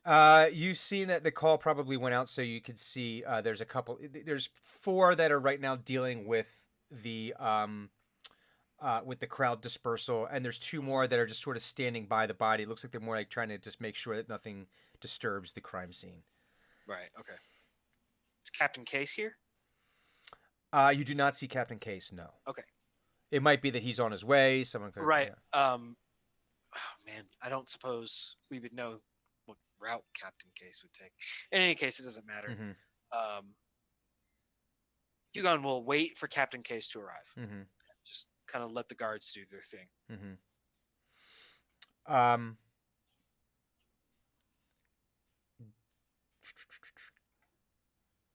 Okay, so as you're waiting, actually, let me see. Hang on. Let's see this.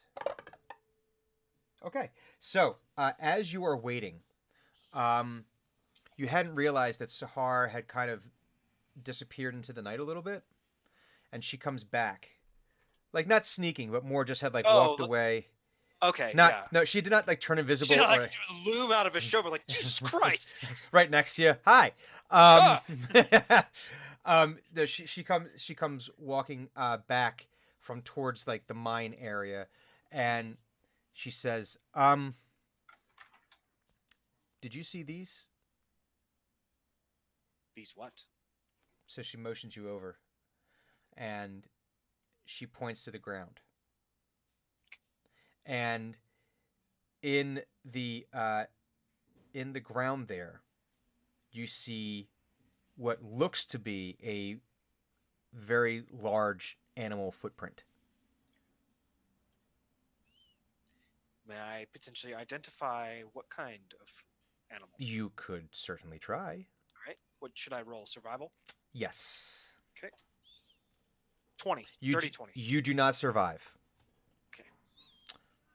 That's just how this is going to go. Listen, D&D's a brutal game. Yeah. Sometimes you die. Sometimes people die. Sucks. Sometimes they don't. That'd be a fun one. All right. Tell me how you died. Damn it. Again. Not tell me how you killed the other person. Tell me just how you died. If only you rolled a 21. Yeah, right. 21. You got to use that non-Euclidean. No, but what if you actually had a game where you start with, at the very beginning of the game, tell me how you die, and the entire game is getting to that point where you finally die? I think that's Geist. Ooh. Anyway, that's for a whole other conversation. Pretty cool. Yeah. You surmise this is a wolf footprint. Okay. Fuck. Okay, next question. Does it look bipedal or quadrupedal? Give me a survival check. Okay. I hate this. Natural 20. Oh, Yeah. It's a little fist. Little fist.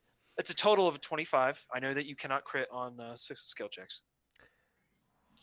It's bipedal.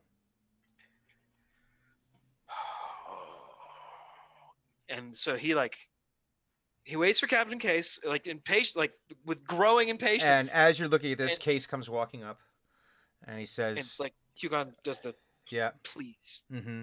He comes over. He's actually not armored, but he can see he's like, again, sort of woken up and dressed, but you can see he has a sword in his in the you know, he's got a sheathed sword on his sword belt.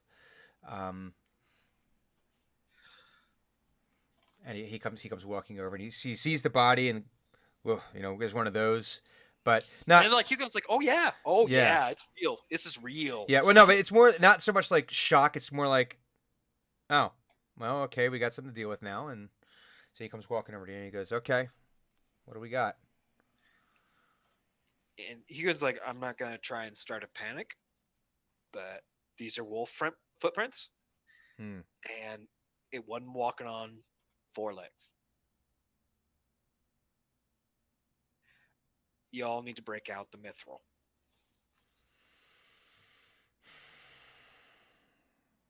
Okay. Well, Wait, hold on. Gideon actually doesn't know this about this version of D&D. Is true silver the same as silver? Like, because sometimes mithril is called true silver for like how it fights lycanthropes. Yeah, I it's thought. some mithril in this. Okay, cool. Because I know alchemical silver does it, mm-hmm. but like that's also, I think, demons. I can't remember. He says, yeah, we'll have to wake up. There's probably one shop right now that would probably still have anything we could use. We'd have to go wake up the shop owner, but Oh, okay. I'll go do that right now. Yeah, and make sure you spread the word to the guards. Mm-hmm. And like, no single guards, buddy system like we talked about. Don't fight, raise a holler. Mhm. You know the drill, right? Yeah. Okay, cool. So he gives some notes to one of the other guards. You can see they're starting to do their little run around, trying to in pairs, trying to go get the message out. And then he goes to go wherever this shop owner might be to go find someone who can open up. Well, the shop's getting opened one way or another. It's just will you open the shop for us, or you weren't fast enough? I kicked in your door. So, and Thunuk is still sleeping away gently in his bed.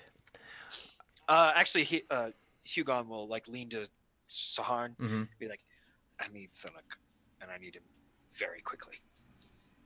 Tell him where we are, and he'll come. I know it. Okay. So she just wordlessly goes trotting off.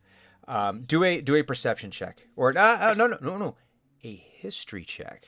Oh, I have a 21, dirty 21. This is someone who very clearly has seen lots of combat. You could just tell from her stance, the way she's moving, the way she's holding her sword. She's like a One Piece character where she's like running the bar, not because she's weak, but because she's like 40th level and she's bored. So just from saying, you're like, okay, Yeah. got it. So And like you don't fuck with your bartender. You always respect the bartender. So But- like he already respected the bartender. yeah. But now it's like, oh, game recognized game. Game recognizes game. So Thunuk, Yep. give me a perception check. So do I go with the Ever Failed Acquisitions Incorporated die or the trusty orange one? It depends on how mad you want Hugon to be. True, and that would be comedic, but I'd like a not crappy roll. I got 19. Okay.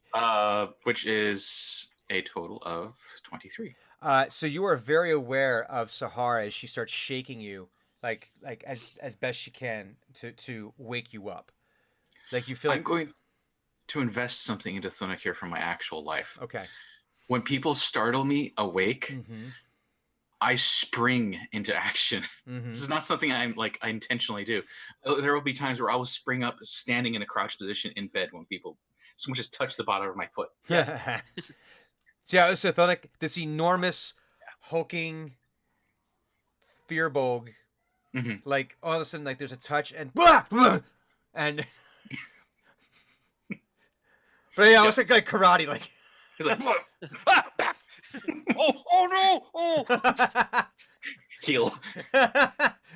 Dead. Oh, not dead. Okay, raise. Okay, good. I've had to cast resurrection more times from doing that, and so like yeah, you like probably get like a little swipe, and then she dodges out of the way of it, and she says, "Are you awake?" Yes. Wait, what's going on? You need to get your things, and Hugon needs you as soon as possible. Like very quickly. He's all of my things? there is something very bad in town, Oh, okay.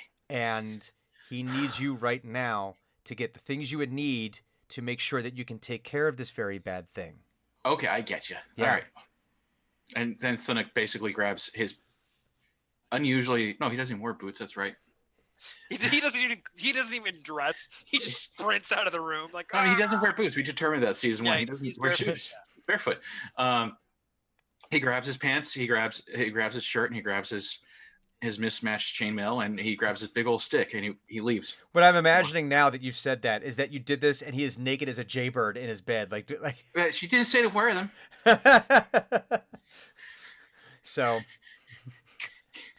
He takes his things and he's going out that door. Ah! So, all right, Hugon, Ah. a very naked Thunuk Again, gentle 10 trunk, foot naked Furbolg is coming your way. and you can see why they call him Gentle Trunk. TOS. Yeah, I was waiting for that to happen. Comes Oh god. comes Okay. running out, carrying all of his things as awkwardly as humanly possible.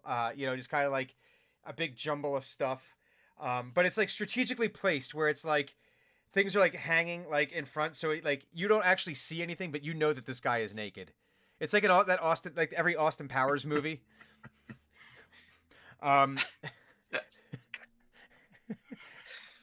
Hugon is grateful for the mask because he's like really trying hard to not like just laugh. Mm-hmm. He's just like kind of like starting a little bit and just trying to keep it in. Because it's like, all right, that's funny. Yeah, it is. It is. It's hilarious. And before Thunuk even gets like Mhm. any closer, Hugon's like, "Put on your clothes." Thunuk's like, oh. He does this sort of like walking, putting his pants on thing while he's coming towards you, and Falls over more than once. Just yeah, Does that like breaks a light pole or something like that every time he bumps into one or something. Give me a dexterity check. Where did you go? D&D Beyond would not fail me if I was actually on D&D Beyond. Mhm. Dexterity it's check. generally required. Totally. 5. 5. Getting the pants on proves to be a relatively difficult chore. At one point, it wasn't your pants; it was your shirt. At one point, it was both pants or both legs in trying to get them into the single leg, and that didn't And work. like Furbolgs can't see in the dark, can they?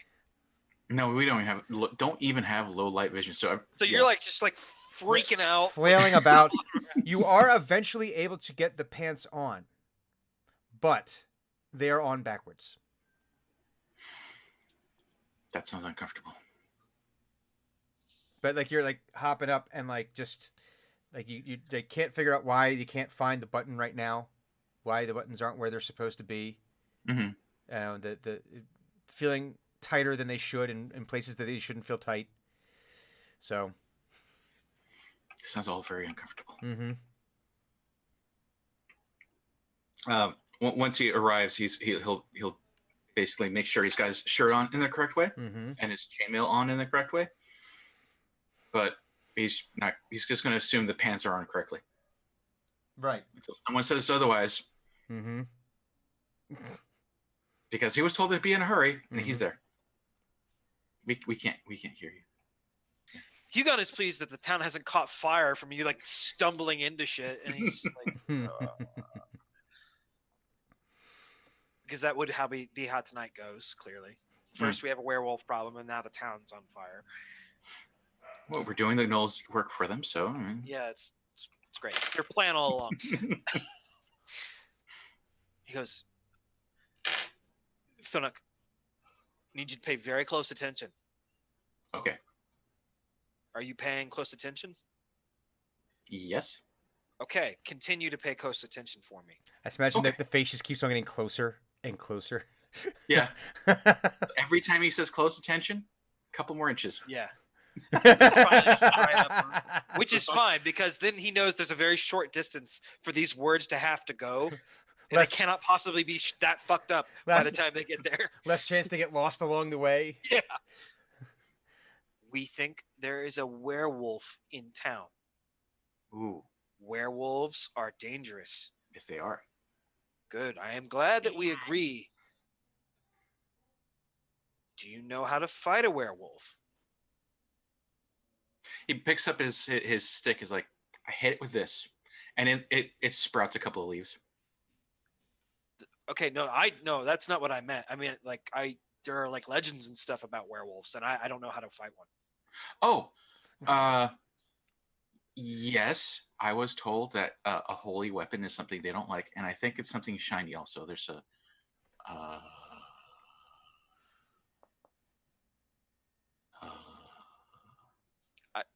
Is it silver?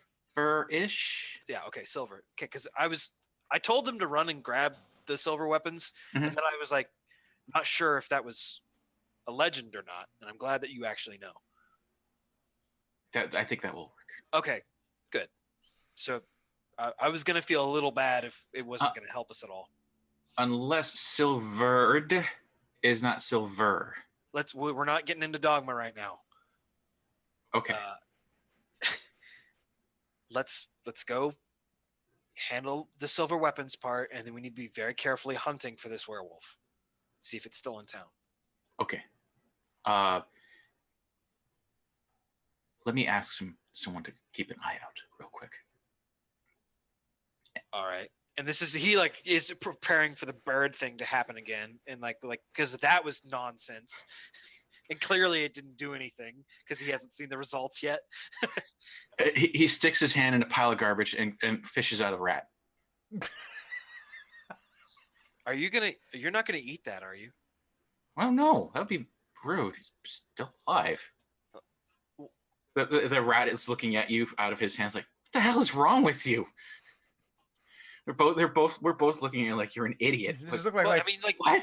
you eat spiders, buddy. So I just wasn't sure if this was like a late night snack for you. dead spiders, and spiders are jerks. I mean, rats are rude, but they're not jerks. Also, they won't. And the try to rat is like, kill- "What the fuck?" He's like mocked by like two people simultaneously. Right. Well, just make sure that the rat understands and actually follows your directions, because I don't think what you think works actually is working. Okay, and Thunuk casts Speak with Animals. okay. Let me hunt that one down real quick and use it. API error. D&D Uh-oh. Beyond, you have failed me. Oh no! Oh no. API errors are so easy now with D&D Beyond. Anyone can do it. It couldn't be Okay, there easier. you Look at our bundle of API failures. It couldn't be easier. And then he brings the rat up to his face, and it suddenly you hear serious squeaking, some serious rat squeaks going on back and forth.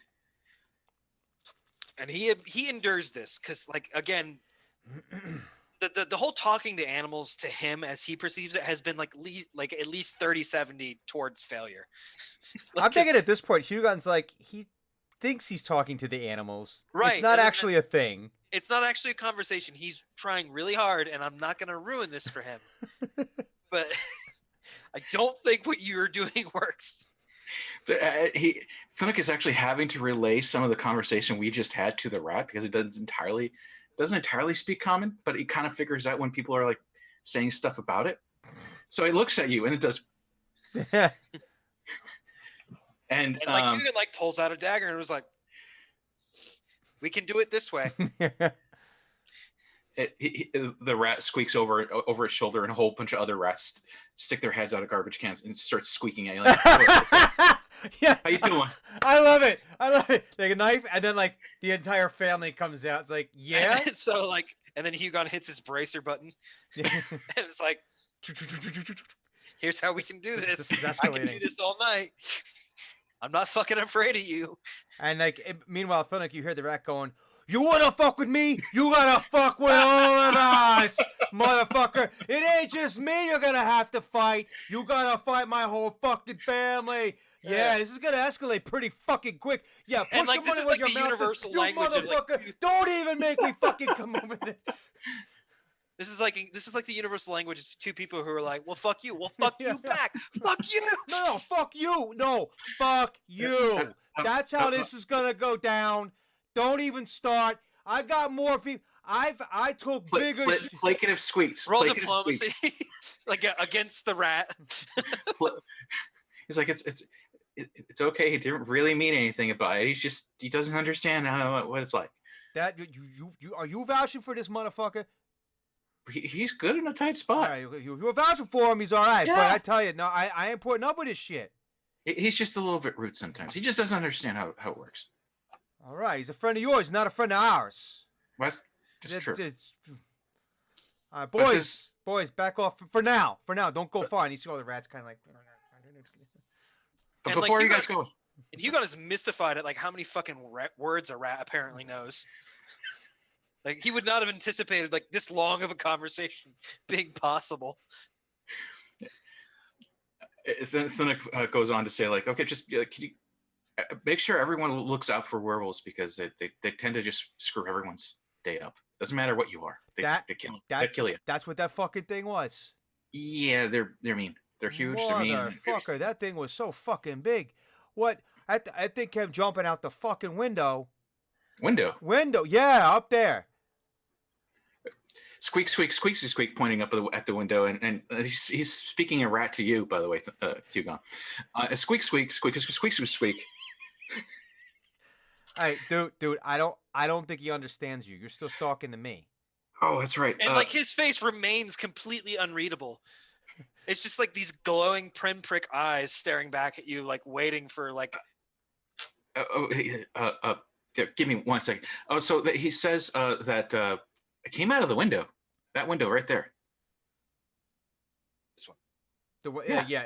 So he's pointing to like a second story window in that House of Healing general purpose temple place. Oh, goody!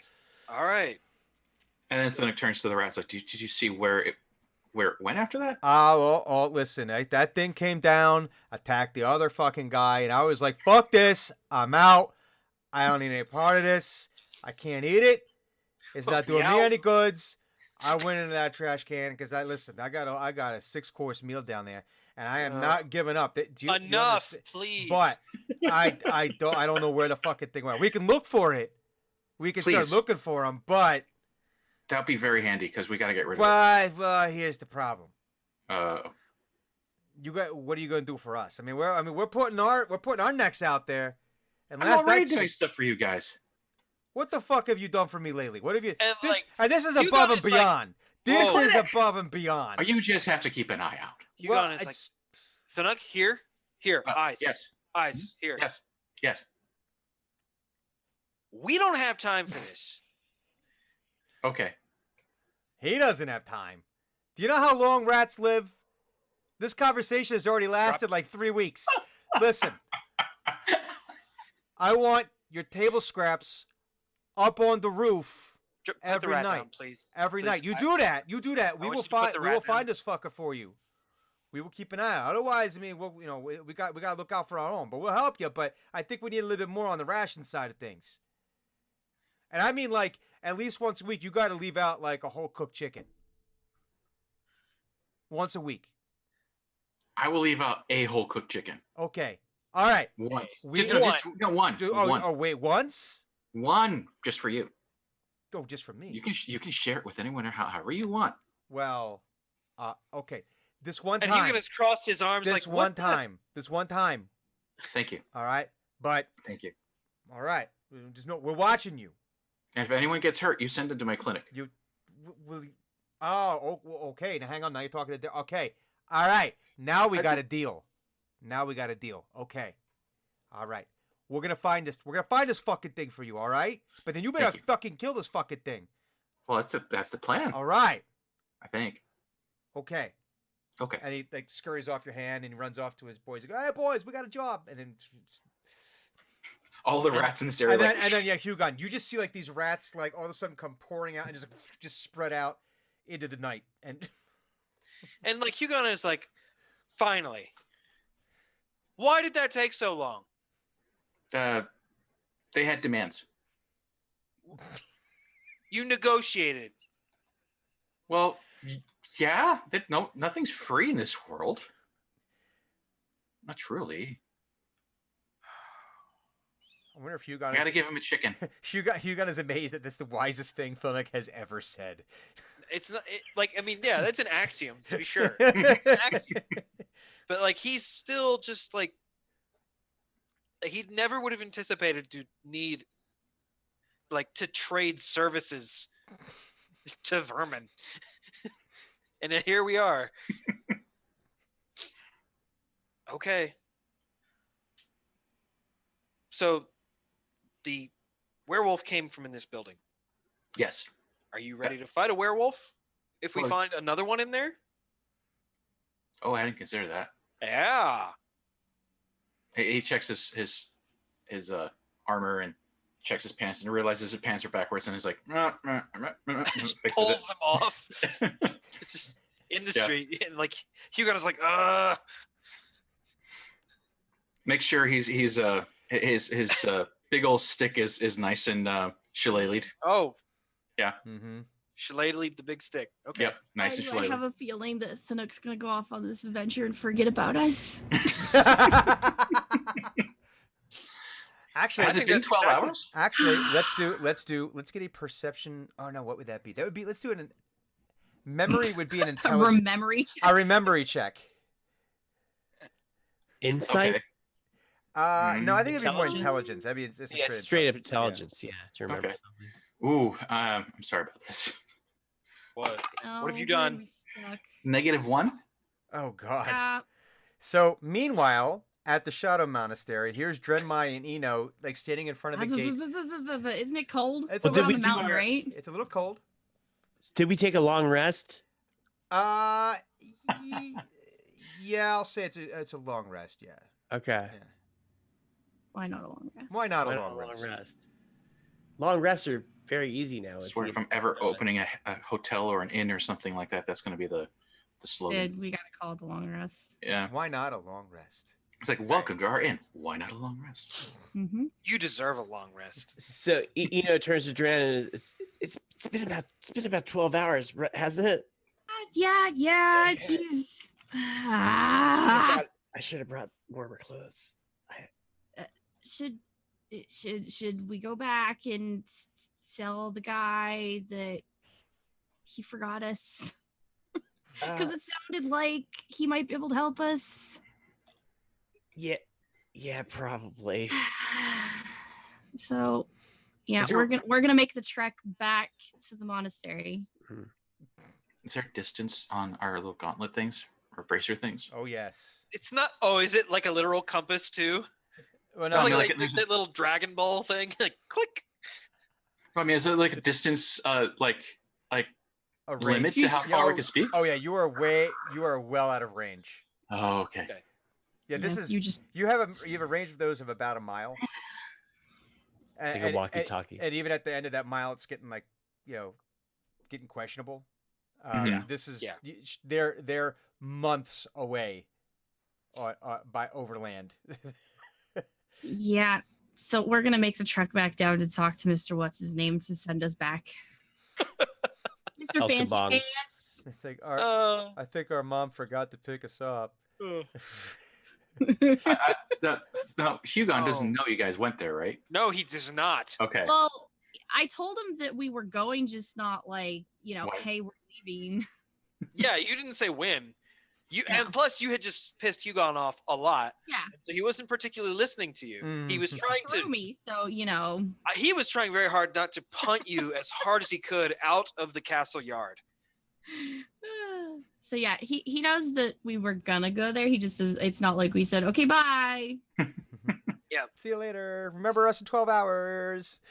Yeah. Ah. There's a very specific thing you need to do later tonight, but no, don't worry. No. Yeah, none of that happened. It's like, in retrospect, maybe we should have told the guy that's a little bit more reliable on remembering things, That might have been wise. as opposed to just telling the guy that's distracted by shiny objects. That's okay. So you come trekking back down. You like knock on the door. Yeah. One of the monks is like,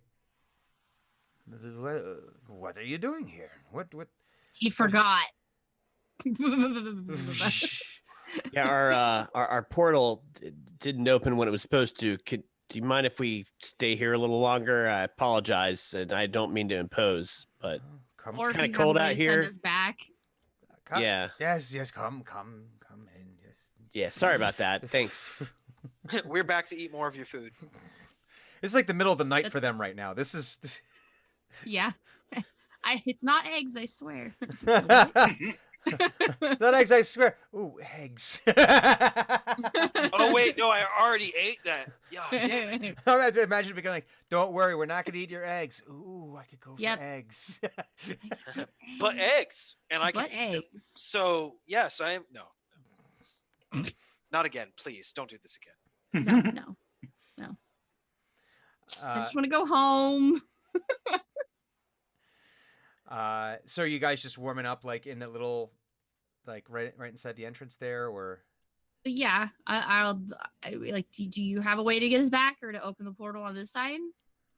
he says, I believe El Kabir can open it for you, but if I remember, there's something about your gate that requires something to happen from the other side in order for it to access that gate. So that's a no. I think it's a no. I don't. Otherwise, everyone would just open a gate right into your house. It's kind of smart when you think about it. Well, food time. Yes, I mean you could go right to the, and of course she's already gone. Just marched on by.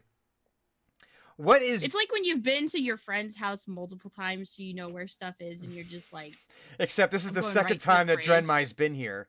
Yeah. So what Just going what for is Drenmai going to make? And are you following her? What are you doing with this? Yeah, I think I would be certainly following her. After kind of seeing her sort of almost get us into some major issues, I kind of want to keep everything, Mm. try to prevent. Yeah. Eno is learning. "Yep." I You know, it's If funny because I thought I- you were just talking about not following her around so that you're not culpable. That's what I thought you meant. It could go either way. but I could go either way. That's true. No, he would follow her Okay. especially because he's kind of hungry too. He hasn't really eaten anything in a while. I think if I'm freezing cold, I want to find some stuff to make like good hearty stew, Mm. like potatoes and meat Would have been and carrots. Huh? There's a dragon egg. There is, but Yeah, I'm you're gonna trying. Go for No. the fake egg. You're like, oh, this egg looks really good. Oh, look, there's a I note here might, that says like, this is reach real. up to it and be like, oh yeah, no. I But forgot it's that's like, oh no, not that. Oh, but wait, this note says that it's actually a real egg. I know. So yeah, I'm going for a good hearty stew. Mmm. Okay. Well, you can find all of these things. They have some of the some nice yellow potatoes. You know, Mm. they've got some. You could find some sides of beef that you'd be able Perfect. to do with that. Root vegetables, easy to find, in abundance. Herbs and spices. Let's see. What have we been using for culinary checks? Would that Survival? survival, Nature? or survival? I would take either one of those. Okay. But let's face it, we're doing more. We're doing more than surviving right now, Right. guys. Don't roll one. This is why we call it eat, drink, roll. Back die. 13. 13. Yeah, you're able to find the potatoes. You're able to find the meat. You're able to find carrots, a little bit of celery. As far as like the different herbs and spices you can find, you think you grabbed the right ones. You're pretty sure that you grabbed the correct ones. You know, you need some thyme and some sage. Fantasy bay leaves. Exactly. So you're pretty sure you grabbed all of the right stuff. What are you doing in the process of this? I am looking for a nice goblet and some nice wine. So give me a survival check. Okay. Oh, come on.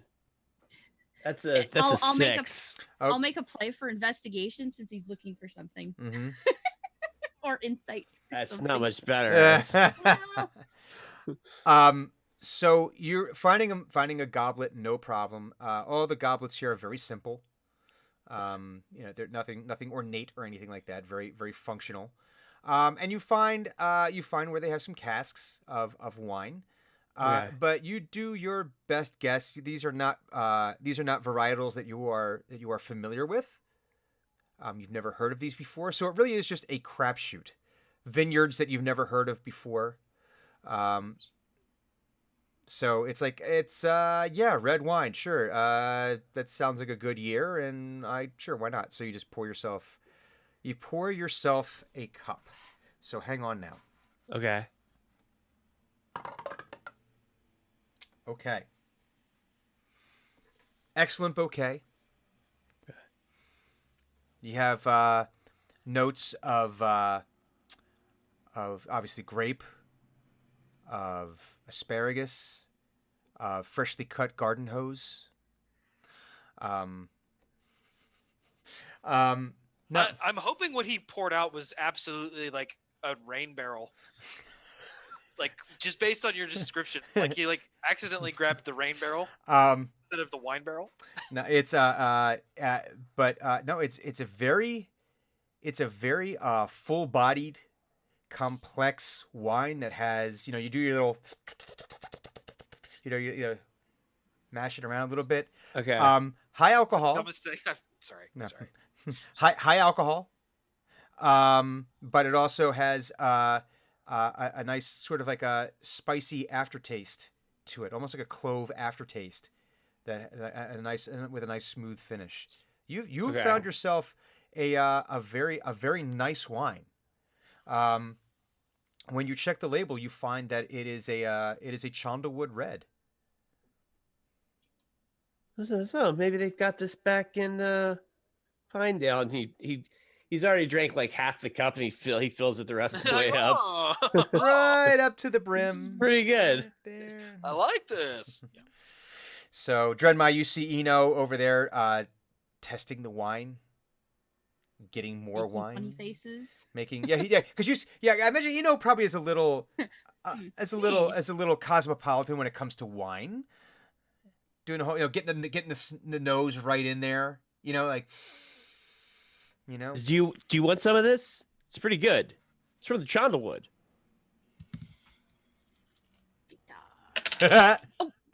Nope, I don't want any.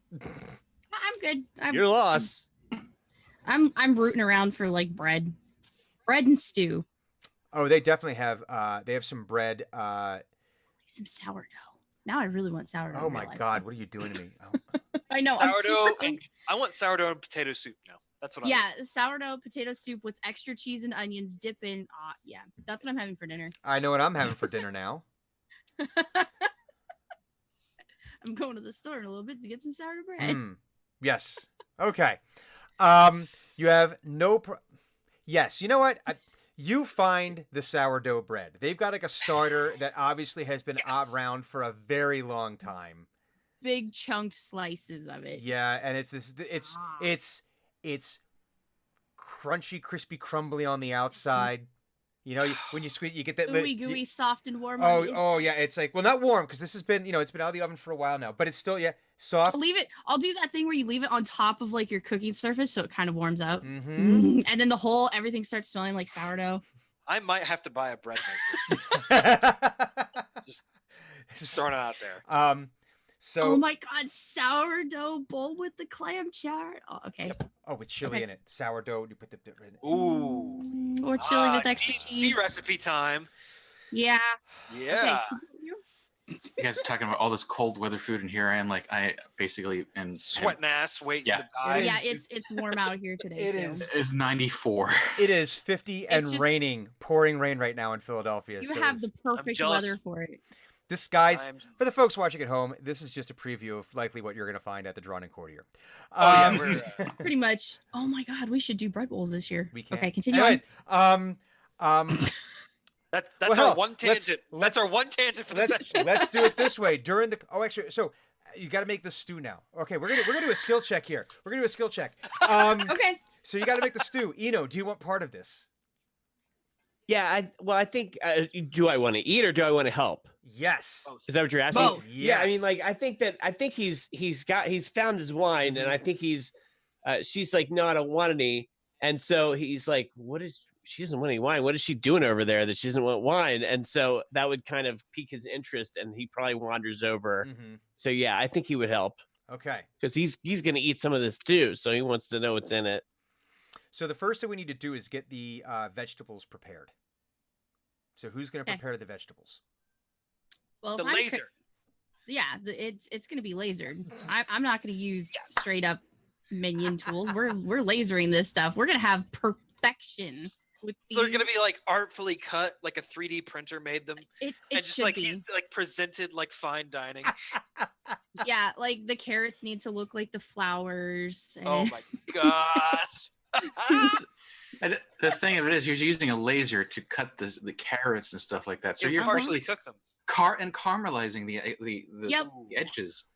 You could Yeah. do that with Yep. a yam too. That would be really good. Oh yeah, some yams. We could throw in some yams. Ladies and gentlemen of the future, if you do have lasers in your house and you are using them to cook, please try these recipes we've just come up with. Also, give us credit. So is and send us some food. is Eno gonna how do you include Eno in this, or is this just like, or what are you gonna direct him to do? You're obviously you're the chef de cuisine. You have your sous chef now. If he comes over and he's Mhm. like making, I'll be like, okay, I need the meat chopped and pulled because I want to do like half chopped meat and half pulled pork type meat Mhm. stuff because I kind of want like a heartier. So I want the pulled So you're meat saying you almost like want a as a pork, filler. like a pork belly chili type consistency, is what you're saying. Yeah, Except because I without- want like some of the beef as the big cubed meat that you Oh, can eat, but then I also want some pulled stuff so that way it thickens up the even thicker.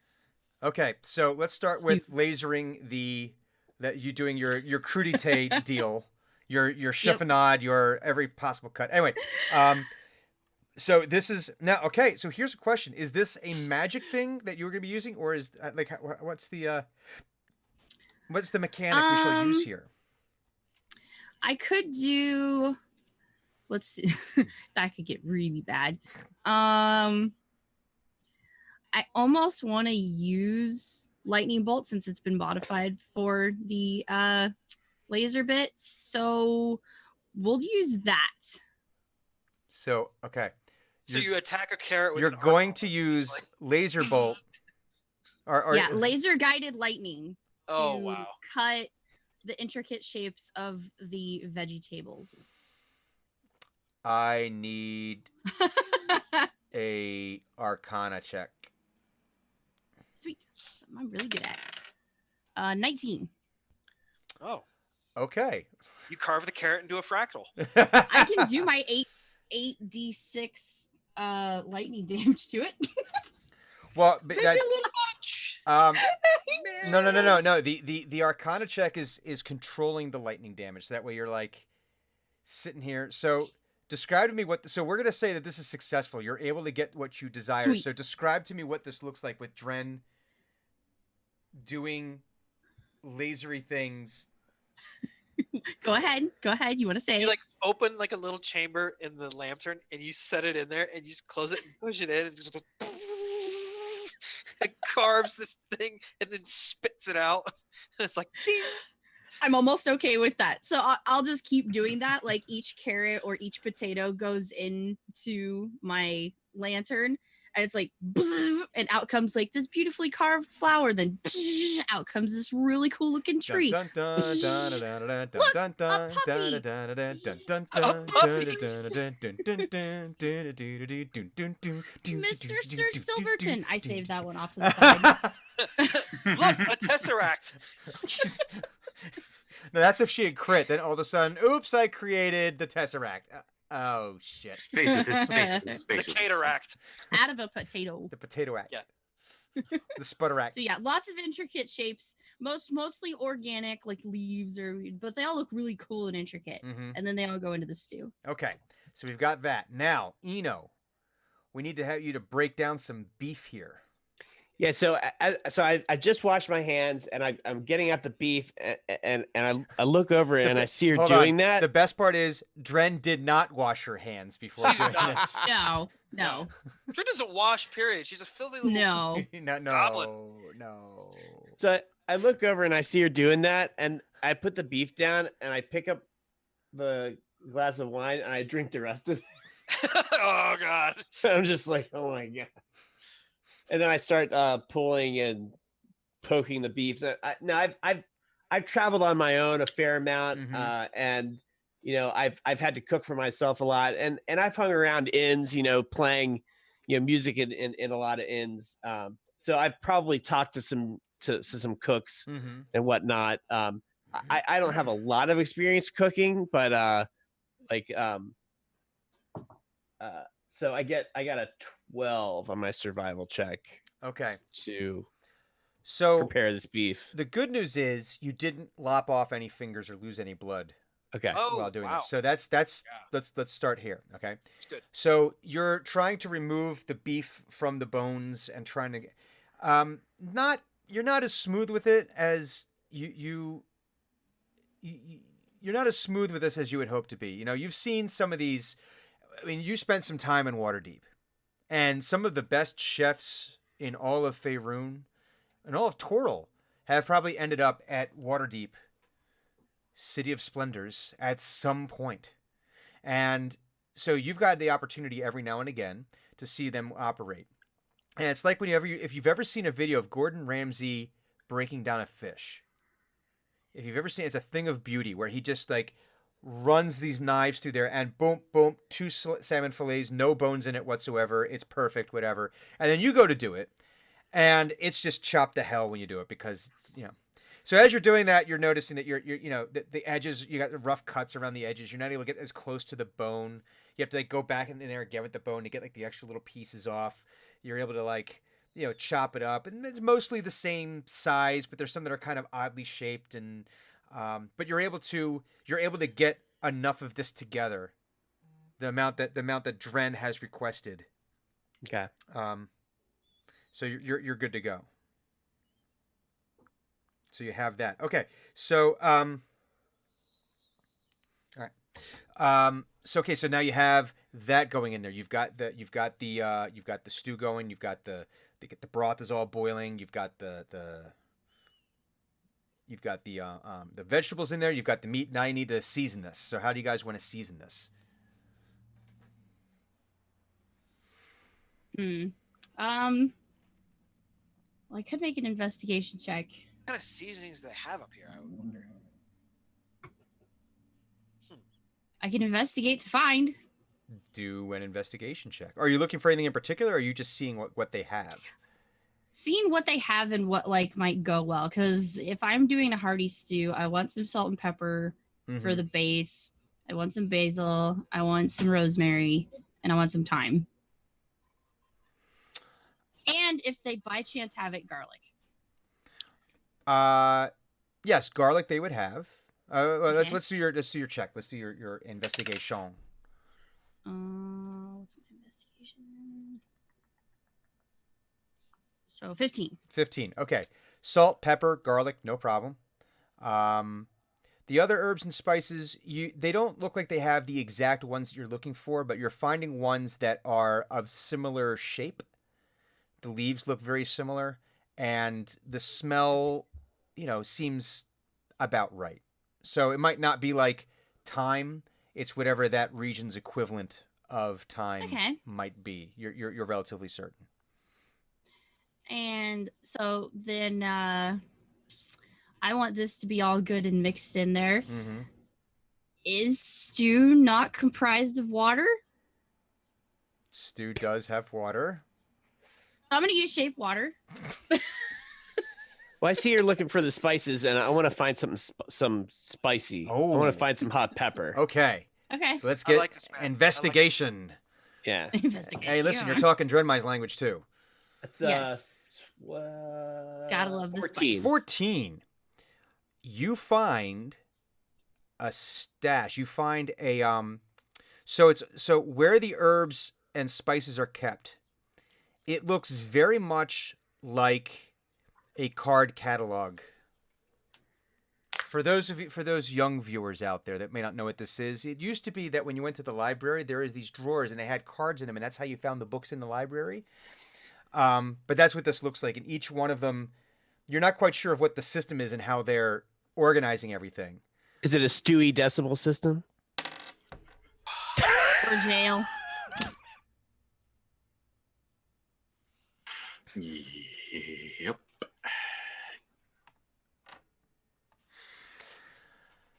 You're fired. You're just gonna Okay. hang okay. hang on. Give me a second here. Oh no! What are you doing? Are you gonna ban me? No. Banned from the stream. No, banned from life. No. The ether with you. No, we're just gonna do this. Criminal. There we go. Anyway, Criminal. that's your punishment for the next 5 seconds here. What? Well, if you're watching the stream, you'll see what's happening. Oh. So, we It don't just want to updated for me. Shame. Oh, come on. so anyway, so you're able to as you're looking through, you're able to find a drawer that has a stash of hot spicy peppers. Okay. Now you have a choice here. You've got some that are kind of round, about the size of what, in our terms, about the size of a nickel, that come down to a point. Nice, bright, green color on them. You've got some that are about the size of your hand, but about as thin as your pinky finger.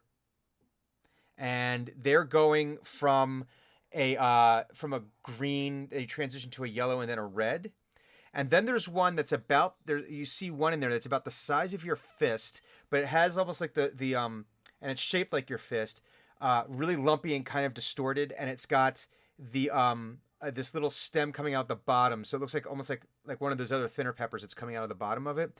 But this one goes from a very deep purple into a deep icy blue. Yeah, I think that's the one he's the purple one's is Mhm. is the one he's going to go for. Okay.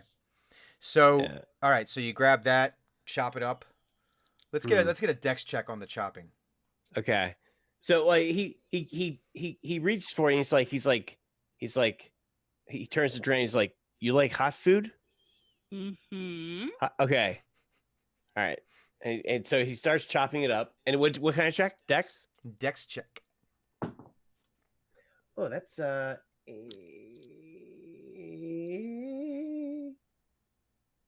that's saving throw. Sorry, 20. Dirty 20. Okay. 18 plus 2. Very Dirty nice. 20. Okay. So, knowing hot peppers as you do, you're very careful to grab it by the very tip of the stem.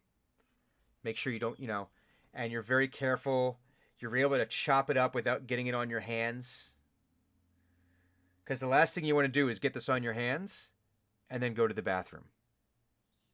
Last thing that you want to do. It sucks. Chop it up. You get it nice and minced. Or get it like in your face. Oh, yeah, where you do one of these, you go, and then you have that moment.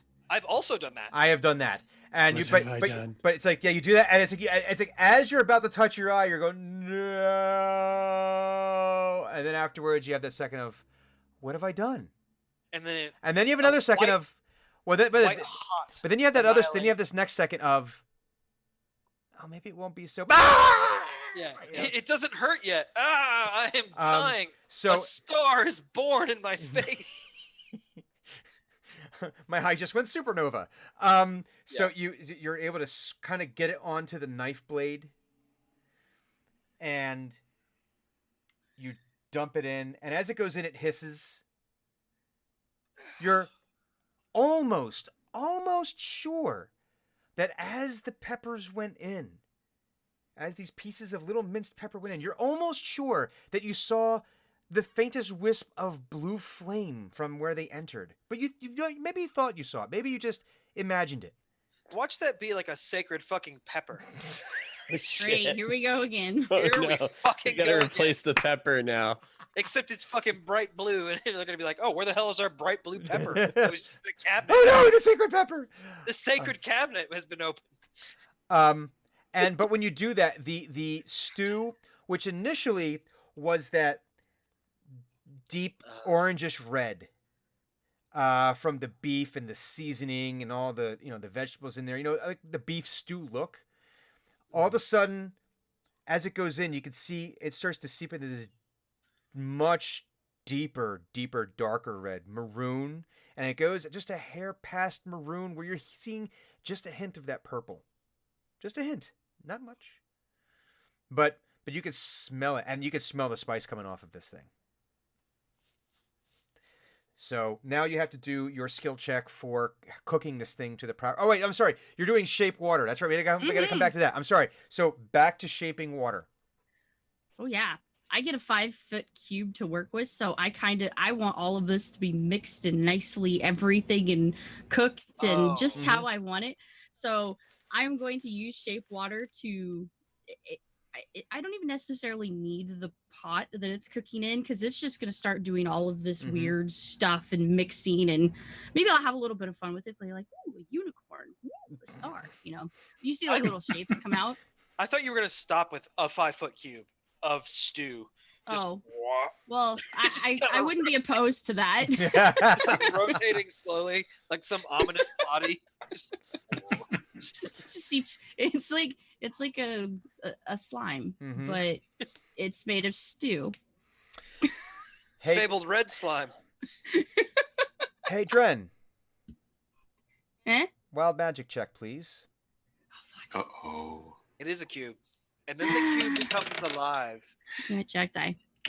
It Okay. becomes the monolith from 2001, and next thing you know, all the simians in the area get pissed off and start beating each other to death with bones. Oh look, Just have to Dren roll- invented. Uh-oh.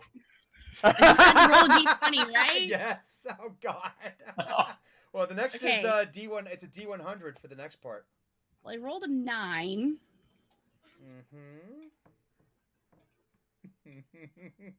I feel like there needs to be like a crisis folder that comes out when this happens, like a wild magic crisis folder. Like, A I binder. gotta find which page my wild magic chart's on. A and red if, like, folder. the first page is "Don't panic," and the next Mhm. page is What sort of wild magic? Yeah, it's Wild kind of it's Magic like a 103. it's a binder, that has Yeah, like it tells you what page to skip to, and invariably every page you skip to, it's panic. And it's just a Panic. different number of exclamation marks. 10. Let's see. Panic with a star. So you rolled a 2. Here's Yeah, what you so you did. Ah, here's what you need to do next. Duck. Well, so it's wild magic What's works fuck? is if you roll a 1. Yeah, I'm safe. I rolled a 9 Yes. So you're fine for now. for now. I'm So you, curious what would have happened to my stew? gelatinous stew cube. Gelatinous Oh, stew. see, it would have been fine. I would have just regained my lowest level expended spell slot. It'd have been fine. Fine.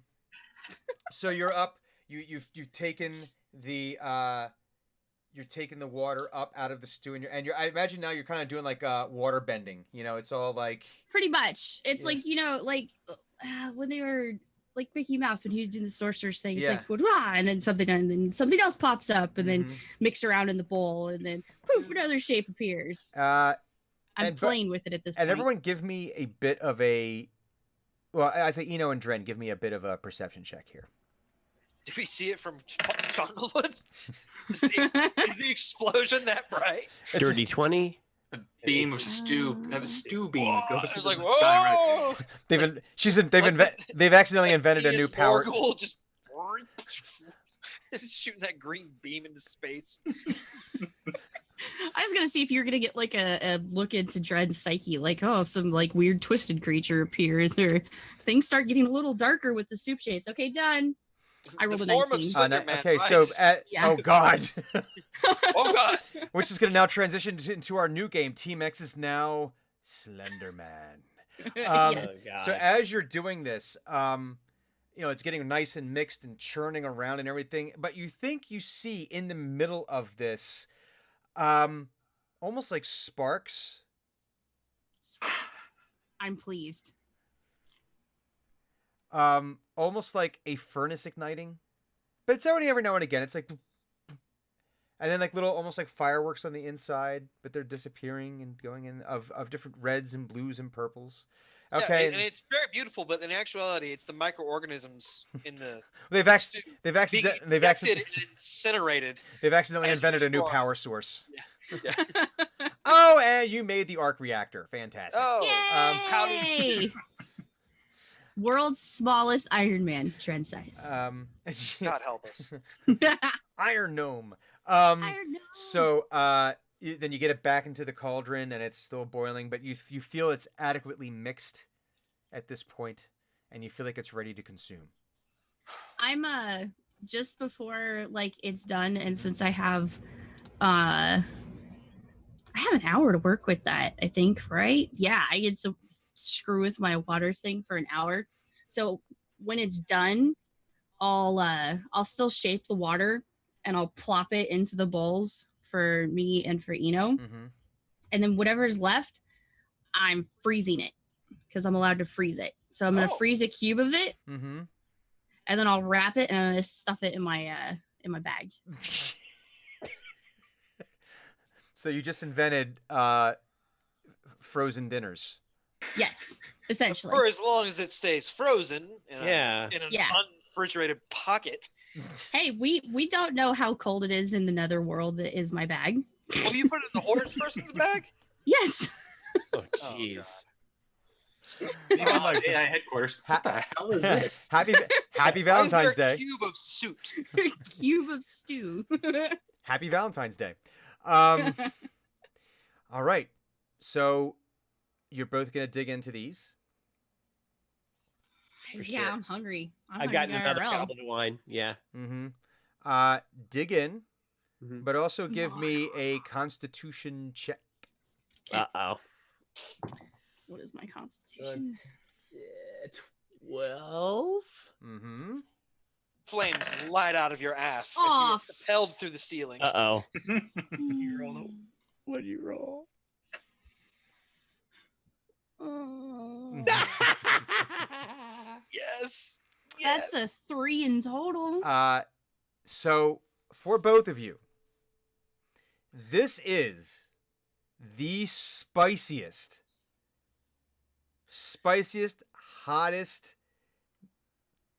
thing you have ever gotten near your face. I changed my mind and I steal Eno's wine. Damn it! Alcohol just Better makes make a it sleight of worse. hand check. I'm No, fine let him with drink the wine. uh, They'll die. you immediately. 16. This is delicious, mind you. It is delicious, but immediately you break out into a flop sweat. Okay. Your fire resistance isn't doing you anything right now. Damn it! It is just, it's overpowering your fire resistance. Like your nerves are so e- exposed on the your inside. your horns are sweating. Like immediately, tears running down your face. Your nose just starts running immediately, and just this is like almost too much to bear. But you're able to dig deep and summon forth your demonic fortitude and get another bite in. Okay. Drenmai. I think I was about to say, I want to do that thing where I know it's hot and I'm going to try and eat it as fast as possible to get the pain out. Just drink from the bowl. Exactly. You know, when something's hot, if you just overpower your palate and you With just speed. keep going, you'll have to deal with it at some point, but not while you're eating it. The pain will be later and internal.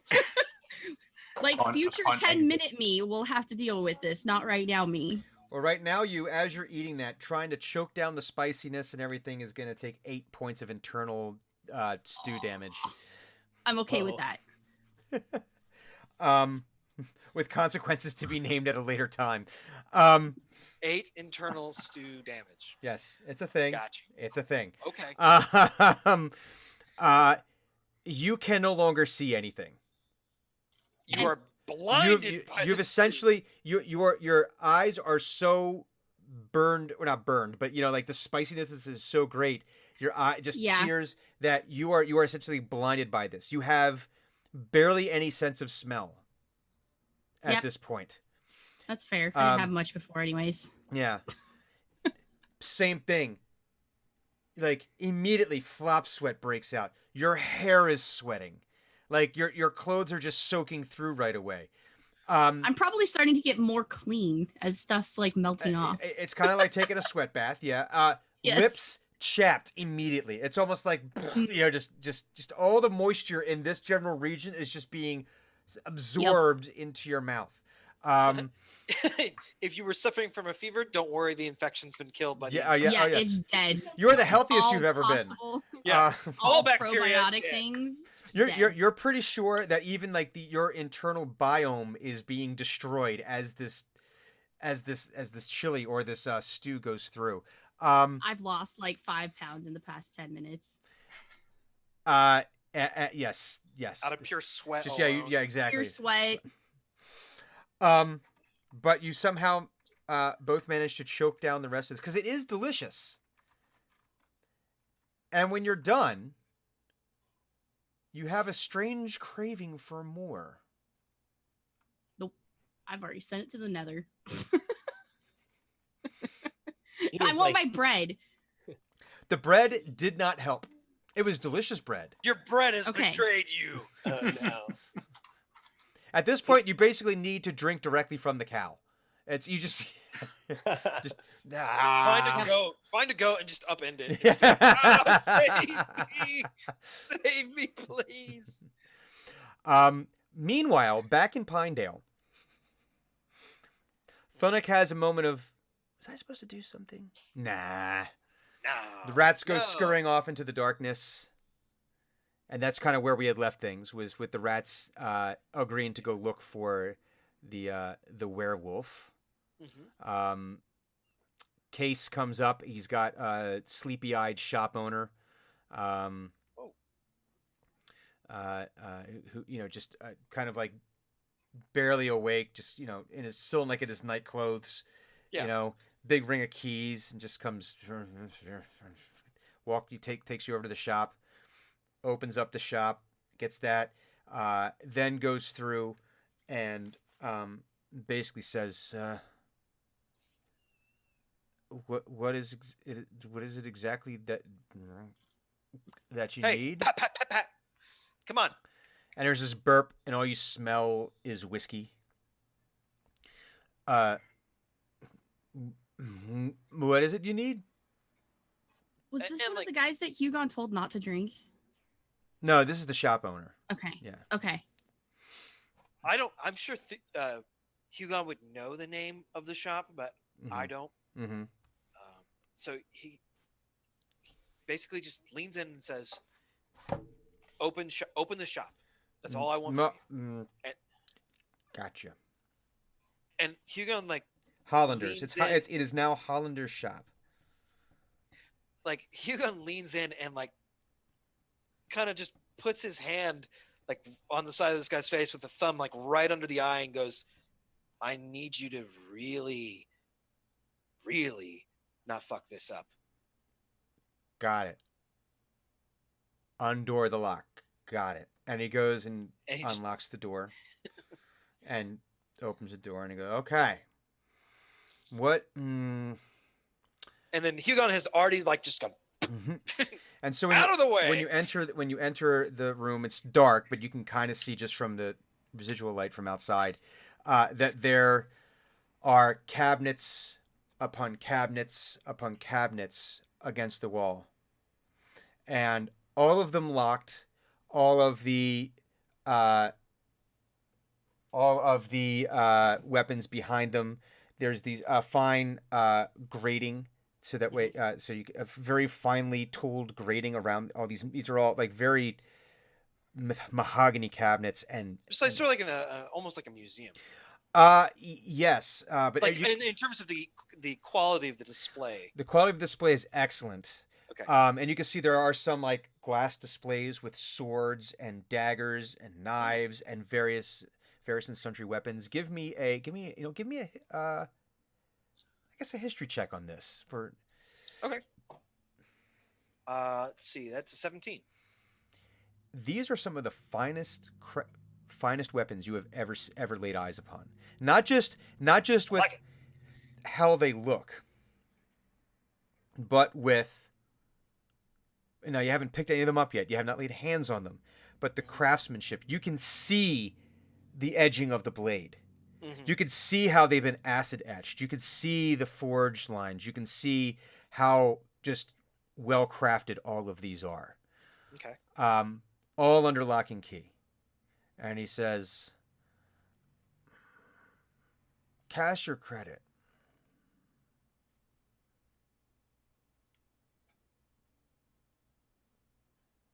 And keep in mind, Hugon's face is obscured by a mask. And so it's just these little red pinpricks, and they just sort of begin to widen as Hugon ever grows closer and Mhm. closer to this man's face. Unlock all of these cases, and I need you to do it very quickly. Intimidation check. Oh, natural 20. Wah, wah, wah, wah, That's- wah. Bomb, bomb, bomb! Hugon is scary Nice. AF. You have Uh, never seen someone sober up Immediately. as quickly and as immediate as this. And he immediately starts, gotcha, and just starts unlocking all the cabinets for you. And that is where we're going to end our game this week. Nice. Scary As ass he, Hugon. as he opens these, and as he opens them, you can just see how these gorgeous weapons. and inwardly, Hugon is I would like to own this. kid in a candy store. Yeah. Great. Hey, folks, this has been another episode of Team X with the entirety of Team X in Yay! attendance. Hey. So yeah, we are going to take the first of all, thank you very much for joining us. Thank you very much. For those of you who have to go, we understand. We will see you next week. Next week, right? We're all Yeah. Sans Yvonne, but we Yeah. have plans for that, which we'll talk about in a minute. Yes, that's right. Okay, we'll talk about that during table talk. Right? Yes. But there will be content next week of some kind, some way, shape, or form. There will be content next week. Absolutely, there will. It's quality we do not vouch for. There will be quality, yeah, but exactly which one of those qualities it is. Like, yes, the precise quality of it. Bad is a quality. That is a quality. Tasteless is a quality. Those we can guarantee. For those of you who can stick around, though, we'll talk about what's going to be coming up and our favorite moments from the show and other various things that kind of pop into our minds. And we'll be back in just the briefest of moments. So stay tuned.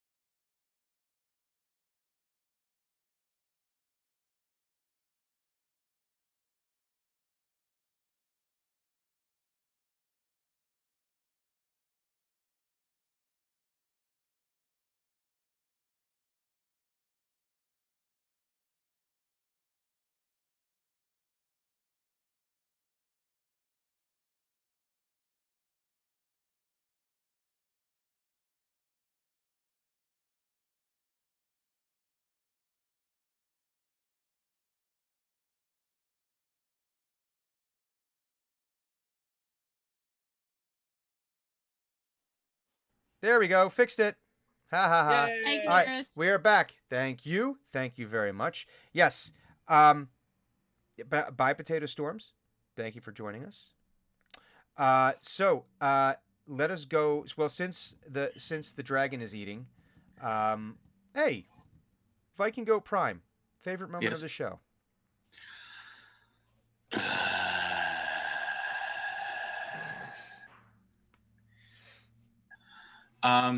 The giant duck. And it's not so much that there's a giant duck, but again, what the hell happened? Never in my life had I anticipated a second giant duck attack. What happened to this poor half-orc gentleman that he has had a run-in with a giant duck? Now is potentially two. Maybe he was shrank into the size of an insect. Oh, that would be just terrifying. That's just the worst environment to be part of. Yeah. I'm completely unprepared. School didn't make me ready for this. Okay, so giant duck. Duck the size of a horse. Yep, duck the size of a horse. Horse duck. That was me. Blind cleric. It has to be that pun. Oh my god. Dewey Decimal System.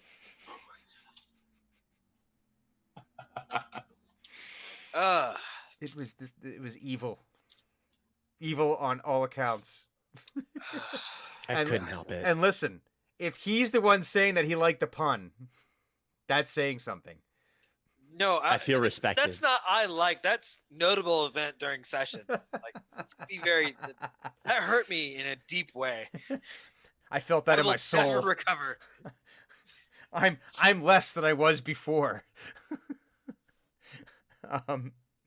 Roz. The image of Dreadmai trying to stuff the guy into the duck. I had to stifle. That was pretty funny. Oh man.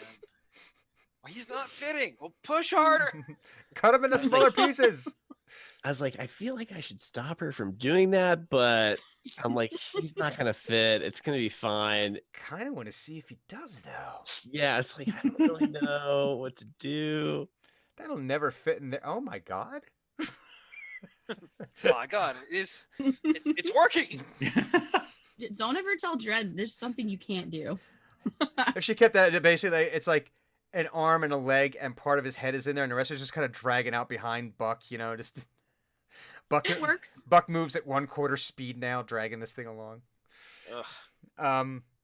Clues. Oh, easily seeing Hugon with like Kid and Candy Store. Because you don't get to see him in that blissful moment often. So him just being like, Toys. Toys. toys upon toys. It's like, that's the visual on that is awesome to me. You know he's like thinking right now, like I can abuse my authority even more. Yes. Did you? Guns. And We're gonna need lots of guns. My friend I always, hope my that- friend always had a critique of that scene in The Matrix because he's like, dude, they could have done anything. The idea is The Matrix could do anything. He's like, no, sheep. I need lots of sheep. And but did you ever see What about our DM? okay, so pun definitely up there. That was awful in such the great way. Oh man. The duck noise that came out of freaking that came out of Gideon was just like, That wait, was a perfect duck it noise. was a perfect duck noise. Marvelous timing too. If I'm allowed to be self-aggrandizing for a moment, it was fun playing the rat. That was just fun. Oh yeah, the rat. That was the other thing I was gonna mention. I forgot. The rat. The rat was fun, but Fuck you. I could do this all night. I'm not backing down. You're not putting up enough. every rat is from New York. I mean, it's just. So, Yvonne, when you were All there, fancy rats come you from a saw land. rats there, right? Believe it or not, no, I didn't. Really? I've seen more rats in Washington D.C. than I've ever seen in any of my trips to New York. Yeah, they're all over the Capitol. Ba-da-cha! Oh wow. Yeah, what about the last one we elected in? Jesus. That's the political part of the show. And we're done. And we're done. for the season. For the season, done ever. Well, now because we have to play the Slender Man version of Team X because Oh yeah. there was dust. What if there had been such a wild magic surge? The game is now horror survival. Go. It could happen. It could be that this was like the lament configuration. Is that what it was called? The lament configuration. The lament configuration. She made a Hellraiser puzzle box out of the stew and Yes. trying to fix it. So I know next Amazing. 2 weeks, right? We have Next 2 weeks. we are without Capybara. Mm-hmm. So what is it that we shall be doing in its place? We are going to do a 2-part game. I'm not going to give any spoilers to it, Mm-hmm. but all of you that'll be here need to roll a character because I'll be DMing it. Okay. Okay. In- 5e. Mm-hmm. 5e. 5e Okay. Okay, not 6e. or a 7 or 8, What about 6.5? Is that one okay? No, possibly. No. it's not canon. Not yet. Not yet. But yes, we'll have a 2-part wonderful little game to play. Okay. I'm concerned about the smile on her face. Yeah. Uh-huh. Oh yeah. Oh yeah. Let's be. Are we starting at level 1? No. Oh. Okay, Okay. so here's another question. Should we roll a character that we care deeply about? Maybe. I'm suitably unencouraged. So, like, because if we're playing Yeah. like a Cthulhu version, then it's like, no, you're gonna die. If you've ever played one of my games, I really mess with my characters. Okay. So I'll give you like a good range or I'll give you a level that you should Okay. probably be at to survive. Once I figure out all the stuff I'm throwing into it. Excellent. I like it. But yes, it'll be a 2-part since our copy bar is going to be gone for 2 weeks. So there's a piece-shaped hole in our hearts. so since we're going to a dark place without our copy bar, we're going to a dark Go to a place. very dark place. Oh. So now here's the other question. Aw. Is this going to be a 2-parter or is it going to be an Eat Drink Roll 2-parter, which is going to take us approximately 6 weeks to finish? No. I'm good at it. It'll be a 2-part. Okay. It'll get finished up in the 2. I'm looking forward to this. I mean, as deeply concerned as I am. No, this is gonna be good. And we're doing it because our DM has not played a character in forever and a day. So In over 20 years. yeah. It's been over So 20 years since I've been Well, on we the have other to side of the screen. rectify that horse. Well, we're going to Exactly, next that's- week. no, that's like on why a permanent basis. Nah. Yeah. Wait, what are we trying to say here? I'm not the DM anymore. Oh no. We're taking over. overtaking. No. It's like, This oh box God, is out. no, Clues is the DM. Oh Y'all gonna get wrecked. no. Oh, goody. Yay. Okay. Oh goody. Oh, where'd I go? Now I can't find me. Oh Jesus. Oh no. Well, you don't exist anymore, and you Oh, don't matter. I've disappeared. Clues Well. take your job. This backfired on me. Oh, Oh, boy. no. Here, wait. I could fix this. Oh wait. Oh yeah, you're. Oh yeah, I am the dungeon master. Sweet. I'm there forever now. I gotta fix things. Here we go. Okay. I fixed it. I disappeared, and now I'm back to where I need to be. Man, you Okay. really messed this up. I didn't. Nope. I didn't think this through.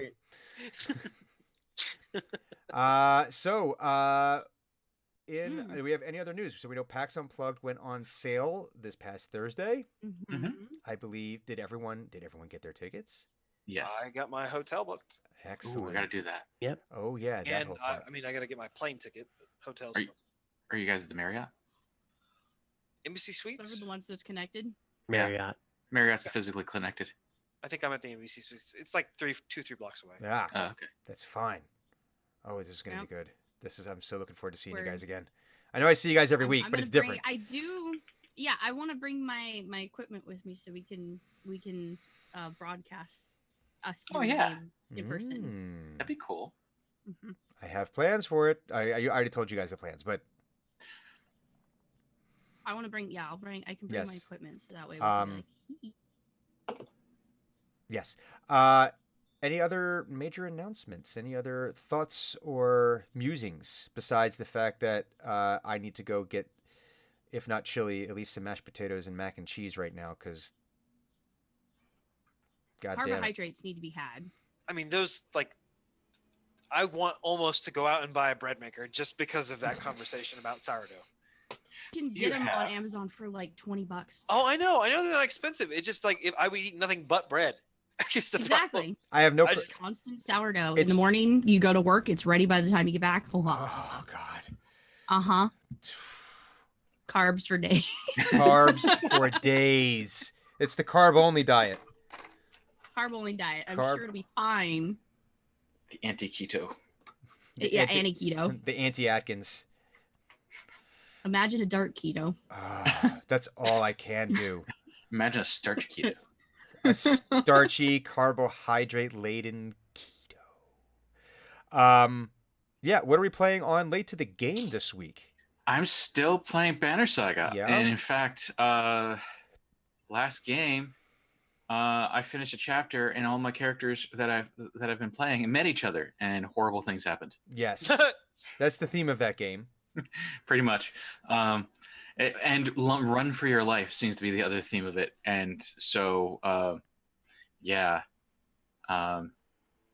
It's interesting. I like it. I keep falling into the hole of trying to figure out what the lyrics to some of the songs are because I can just barely make out what they're saying. So you'll see if you watch the recordings, you'll see me sitting like this. Yeah, even though it's like I'm wearing headphones, like it doesn't Yeah, it's like matter. this isn't doing anything. This isn't making it any better.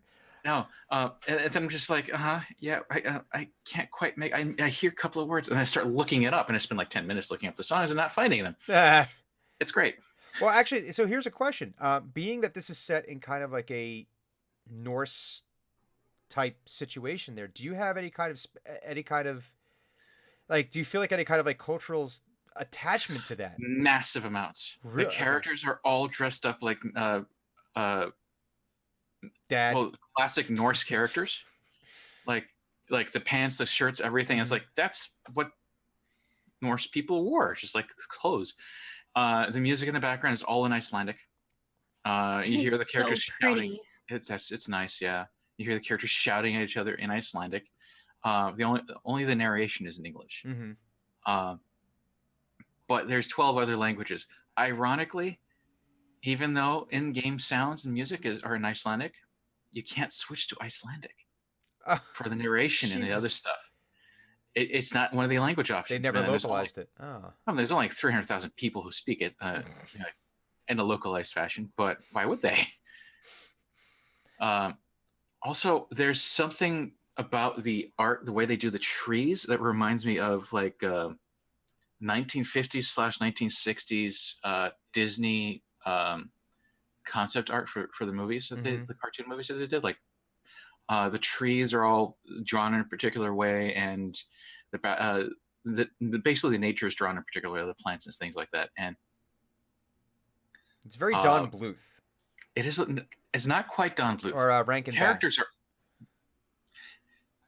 I feel like maybe like in how the characters are animated, like in their Mhm. emotions. Mm-hmm. I like that. I really enjoy it. I keep thinking back to, I'm not sure if you guys ever saw, you probably saw them, animated video from video games for PC games rather, from like the 80s and 90s, where it was a still picture. Mhm. It looked like it was animated. All they're doing is switching out colors on certain pixels Mm-hmm. to make water move, to make rain happen, to make fire flicker. Mm-hmm.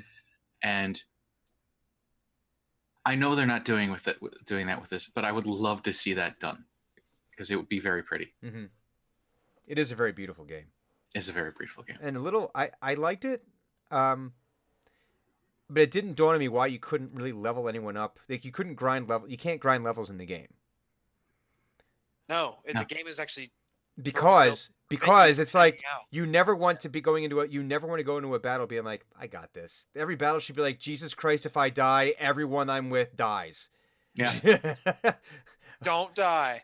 I've actually had to use continues so far hmm because you can lose a fight and lose the game. And they're like, we have checkpoints. You want to go back to a checkpoint? Yes, please. That'd be nice. Thank you, sir. I don't want to start this over again. I do feel kind of bad though because I don't typically play a game for this long on Late to the Game because of there's only of the continue limit, and this is just a very in-depth game. It's very. I'm I enjoying mean, I myself. liked Spanish Saga primarily from a mechanic standpoint, but their art style was fantastic. Yes. I might need to go Like back I and play it spent again. hours and hours just looking at the travel map. Yeah. I will spend time doing that and then reading up on everything. Yeah. Yeah, it's great. I love it. Alrighty. Any other things that anyone needs to bring up, mention, talk about, express? Speak to. West tickets go on sale soon, if that helps anyone. Oh. I have been wanting to go back to that for a long while now. You got a couple weeks. Okay. You could just move out there. Well, I Mhm. mean, that's part of the plan, but that's not going to guarantee me I access know, to I West. Alrighty. Well, guys, thank you for playing Dungeons and Dragons with me. Well, Thank you. for playing Thank Dungeons and you. Was Dragons. fun. Very good. Very good. All right. Well, I'm going to take us to the end credits, and then the people here that are watching us on stream can toss off. And Whoa. no, just kidding. You can go do whatever. you can go- Sir, Rude. Go away. I said good day. Yeah, go have fun. Go do the things, and we will. Well, you'll see Viking Goat Prime, the first and only Viking Goat, on Tuesday at 8 p.m. And then we will be back with this mystery adventure, and we shall let Miss Clues. She will be behind the screen, and we will be behind the screens, which are sure to ensue. So we. Mhm. You get it? Yeah. See how that's gonna Mhm. work? Yeah. Okay. All right, guys. Peace. Be cool. later on. Bye. Bye-bye. Take it easy.